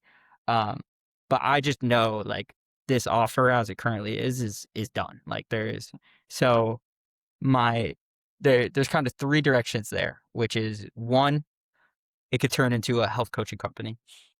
And I don't want to be a health coach. I don't like I don't want to do that. I could like partner with somebody and kind of run the marketing and that whole thing. And then just kind of have labs as like our unique mechanism of how we help people of using advanced testing. Second option, which I've thought about a lot, is creating almost like a custom interpretation layer for certain creators. Take like a Noah Ryan, for example, where I could like go to him and be like, yo, let's aggregate all your Twitter data of all your posts and everything. And then let's make that like a custom interpretation that comes with a test. So then, when you get a Labify test with the Noah Ryan package, it spits out an interpretation and a supplement protocol according to how Noah thinks. So that's option two. Option three is I'm like, maybe I just shut this thing down and pivot to another thing because high ticket health offers, and I'm like, it's interesting when you have a lot of people around you that do like an agency and they need 5 clients at $2,000 a month MRR to hit 10K, and I need 200. It's like it's very different economics there, and it's like you almost feel like this path is like maybe not worth pursuing as much. And then you're like, all right, let me go high ticket, but then high ticket health like is I don't know. I've tried it and I lost a lot of money running meta ads, so I'm like I feel a little bit lost in terms of where in that situation, or where in those options to find myself. Uh, how would you kind of think through that, and what would you be thinking about with this? First off, option 2 is sick. So like even if it doesn't work, do that because that's a cool idea. I like that. And probably won't fix your problem, but I think that's just a cool angle. And you'll have crazy network effects because you can start locking down. That's such a great way to get like big creators on. I think there's so if I'm looking at it like me, I would look for say you like wired me, X amount of money and said like fix my offer. I mean, First I thing I would would. I know, but I won't. First thing I do is just like look at everything we have at our disposal. Like what assets do we have that we could leverage up? Um So that'd be like on the back end, like look at every little piece and see if we have anything over the competition. Like, is do we have better relationships with the vendors? Do we have better logistics? Can we ship it faster? Like, just looking for anything we can get as far as just like pure technical edge. And then I would look at what we have as far as like the actual mechanism of the transformation, like the delivery of the transformation, and what do we have. So like what I like about blood testing is it is a basically a like a paid diagnostic. And so if your sales call is reading blood panel results, that might be the world's highest show rate on sales calls ever. Yeah. Yeah. So like that, there's things like that that I'm think just like big picture, like that type of structure for a high ticket would like that sounds like light bulbs in my brain, and I'm like, oh well, that's, you know, that's really interesting. um and then I would be looking at what the competitors are doing, and you know, what do people on like Reddit say that they don't like about it. Can we find any gaps there? Like why Which I've wouldn't done. some yeah, why wouldn't somebody use Gary Brecka's? Like what do we have there? Maybe it's that he's like people say like, well, he's like a sellout and we don't trust like big data and we don't want him to like collect my information. Well, maybe having like a right-wing health Twitter schizo like private data angle is bigger. And that's like a unique selling mechanism that is untapped in the market. I would look at adjacent industries. Like I'd be doing a lot of research in the GLP companies and see what they're doing, because there's like 9 fucking massive ones. And for some reason, the 10th one looks at all the 9 and is like, we'll still launch this. And then it works. And so why is that? There's usually a lot of differentiation in the branding when you look at Hims versus Friday versus these things. You just go on their product pages. Some of them are very clinical. Some of them are very masculine. Some of them are very like light and comforting, and you know, so there's like all of these different angles there. So are all of the blood panel companies right now, like, are they all like pretty clinical? If they are, then maybe that's a sign that most companies are like targeting fairly high awareness people. Like they're targeting people who know what blood testing is and the benefits of it. So maybe that we can try like a bigger TAM, lower awareness offer, um, and just have the blood panels like as the mechanism for people who don't really understand blood testing. What do they understand that they would pay for, where the blood testing is just the unique mechanism instead of just like, because if you're saying like, hey, get your blood testing and this is why our blood testing's better, well, you're only attracting people who know what blood testing is, and that's like a very small segment of the market compared to people who know what a weight loss supplement is, or what the paleo diet is, or the keto diet is, right? So maybe there's just different markets that other people aren't, again, just arbitrage, that we could start targeting there. um, and then I would figure out why all of these guys are losing money on the front end, because it means they have their LTV figured out somewhere. And so if the market's already shifted in 12 months and we can't just run straight profitable ads right to the testing, well, then we need to figure out good back ends. Maybe we're affiliating out. Maybe we're, you know, starting to do supplements on the back end. To me, the blood panel is just a really great intro into another ecosystem. I think like I mean, I would probably be looking at supplements because people just make so much fucking money with supplements, and I can't imagine like high ticket, yes, but and supplements would be hard because, you know, it'd be like more expensive up front. You usually want to do a low ticket, but still, like, I can't imagine how easy of a sell it would be for supplements after reading somebody's blood panel and saying, hey, you need to get on this subscription. Maybe you can GLP-1 on the back end. I don't know if that, like, the GLPRs aren't there yet, but like if you're having a blood panel reading with a telehealth doctor, that can do peptides, and then you just affiliate to somebody's on the back end, like that could be interesting. I would just think like I don't know. I think there's a lot of advantages for having the blood testing in an offer. I don't know if like that is the whole offer.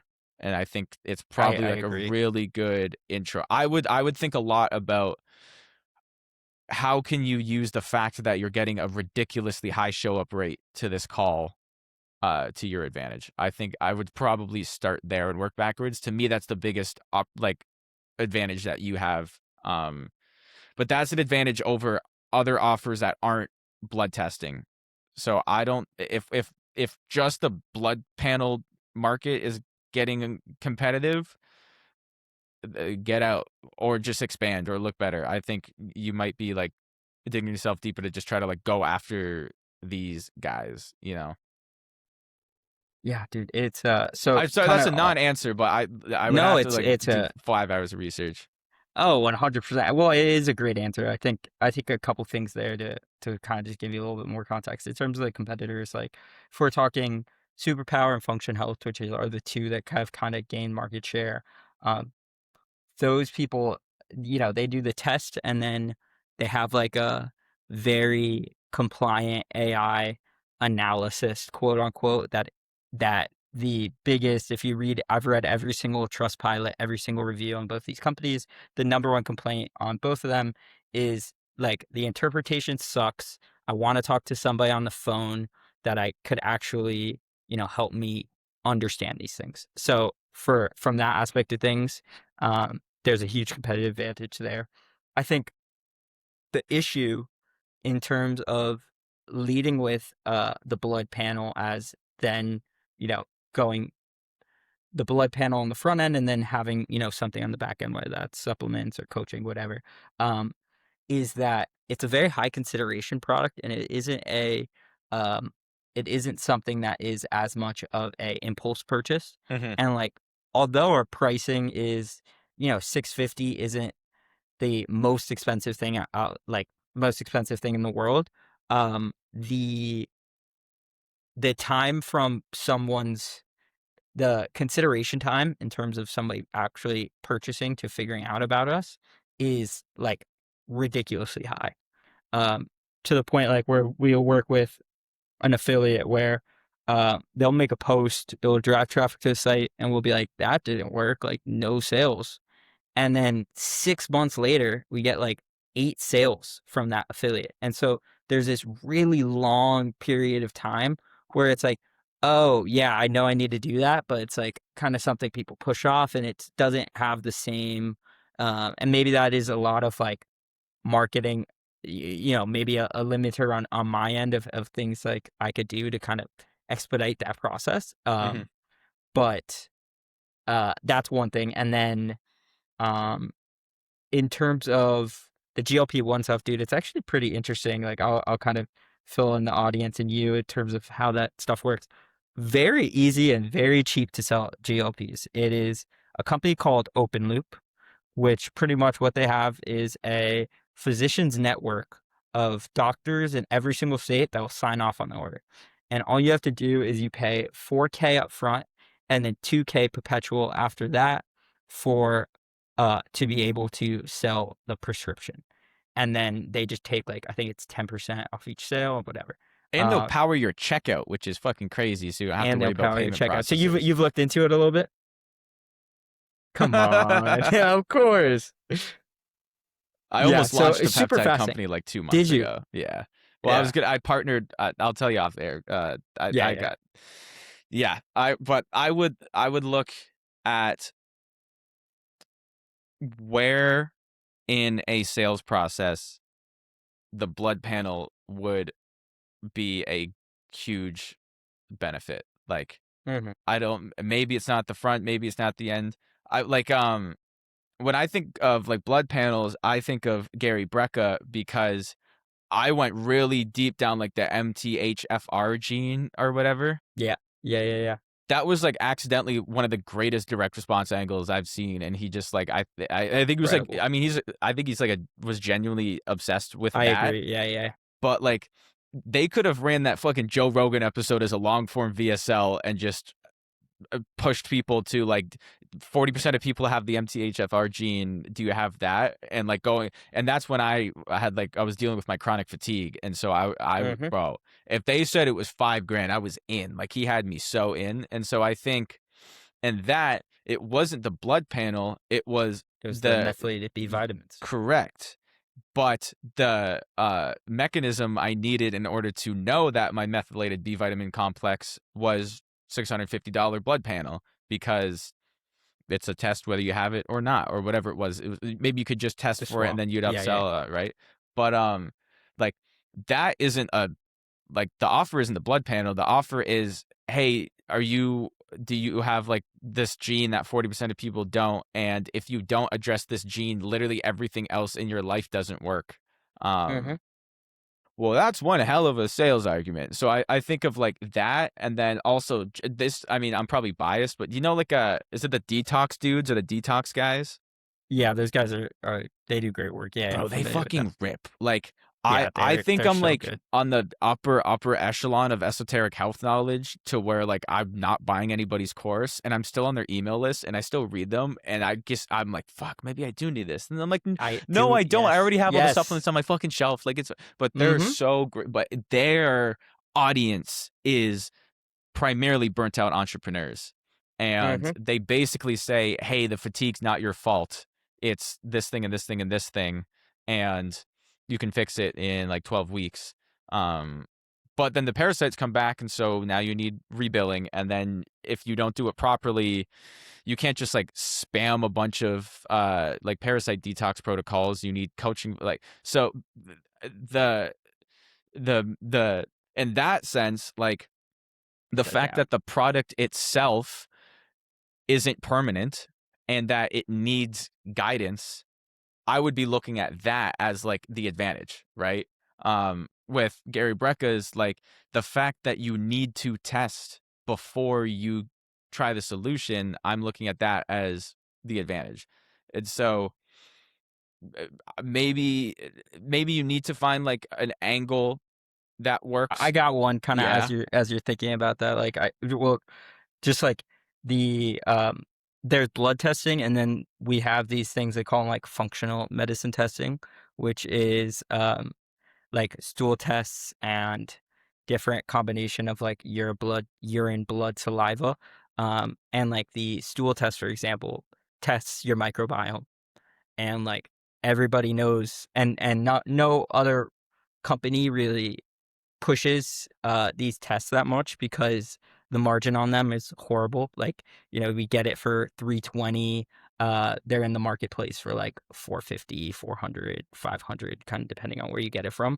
However, those tests itself like change people's lives. Like you get a gut test, you see exactly what microbes are overgrown, or like for you, for example, like with your chronic fatigue, like I feel like I could speak to you so well of convincing that Riley 2 years ago of like, hey, dude, you need to take this gut test. We need to see exactly what's going on. See if we have any parasites or if we have any microbes that are colonizing and growing in your small um, uh, intestine, and use that as our stick of what we do next. Like I think Yep. that there's I think probably so something. too. And obviously Yeah, I'm biased, but like, I spent 2 years testing to figure out if I had hydrogen or methane dominant SIBO.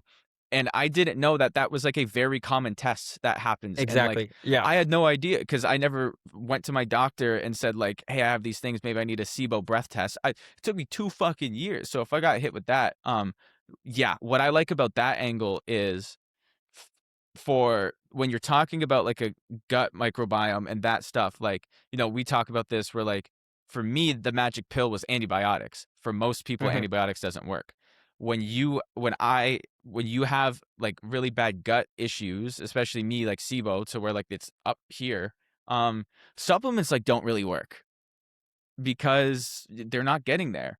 And I see this a lot with thiamine, like B1, that kind of had like a Yeah, yeah, boom on yeah. Twitter, where there was a lot of people, and there's a lot of thiamine type stuff where they tried everything, it didn't really work, and then they tried the one thing fixed the reason everything else wasn't working, and then all the other supplements worked. And so I think a big market is people who have like everything in the kitchen synced their natural health store and have tried all these supplements that are supposed. So it's like, if you target me, it was like, hey, you thought magnesium was going to be a magic sup, didn't work. You thought thiamine was going to be a magic pill, didn't work. You thought fucking all of these things that we see on Twitter, people being like, I took this for 2 weeks and it changed my life, and it didn't for me. Is like, yeah, there's this thing in your gut that is any supplement that you ever. So every time Andrew Huber recommends a supplement, every time it's like nothing in the market will work for you because you need to understand this one thing that you need to test for. Once you test for it and we solve it, then all of these other things will actually start working. And guess what? You offer all of those other things, and then you can just start white labeling like all the actual like good supplements.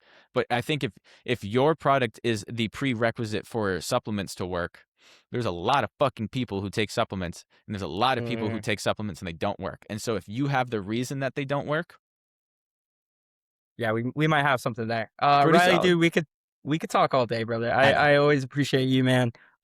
We got to do this at a more regular cadence. We do. Most I'm gonna be definitely. your We had fucking some fun Joey ideas. Diaz. Let's go, brother. I appreciate. I mean, there's like we could have talked AI this whole time. We could talk health this whole. I mean, there is a trillion different directions. So, dude, I appreciate you, and looking forward to seeing how things continue to evolve with Darwin. And appreciate you, brother.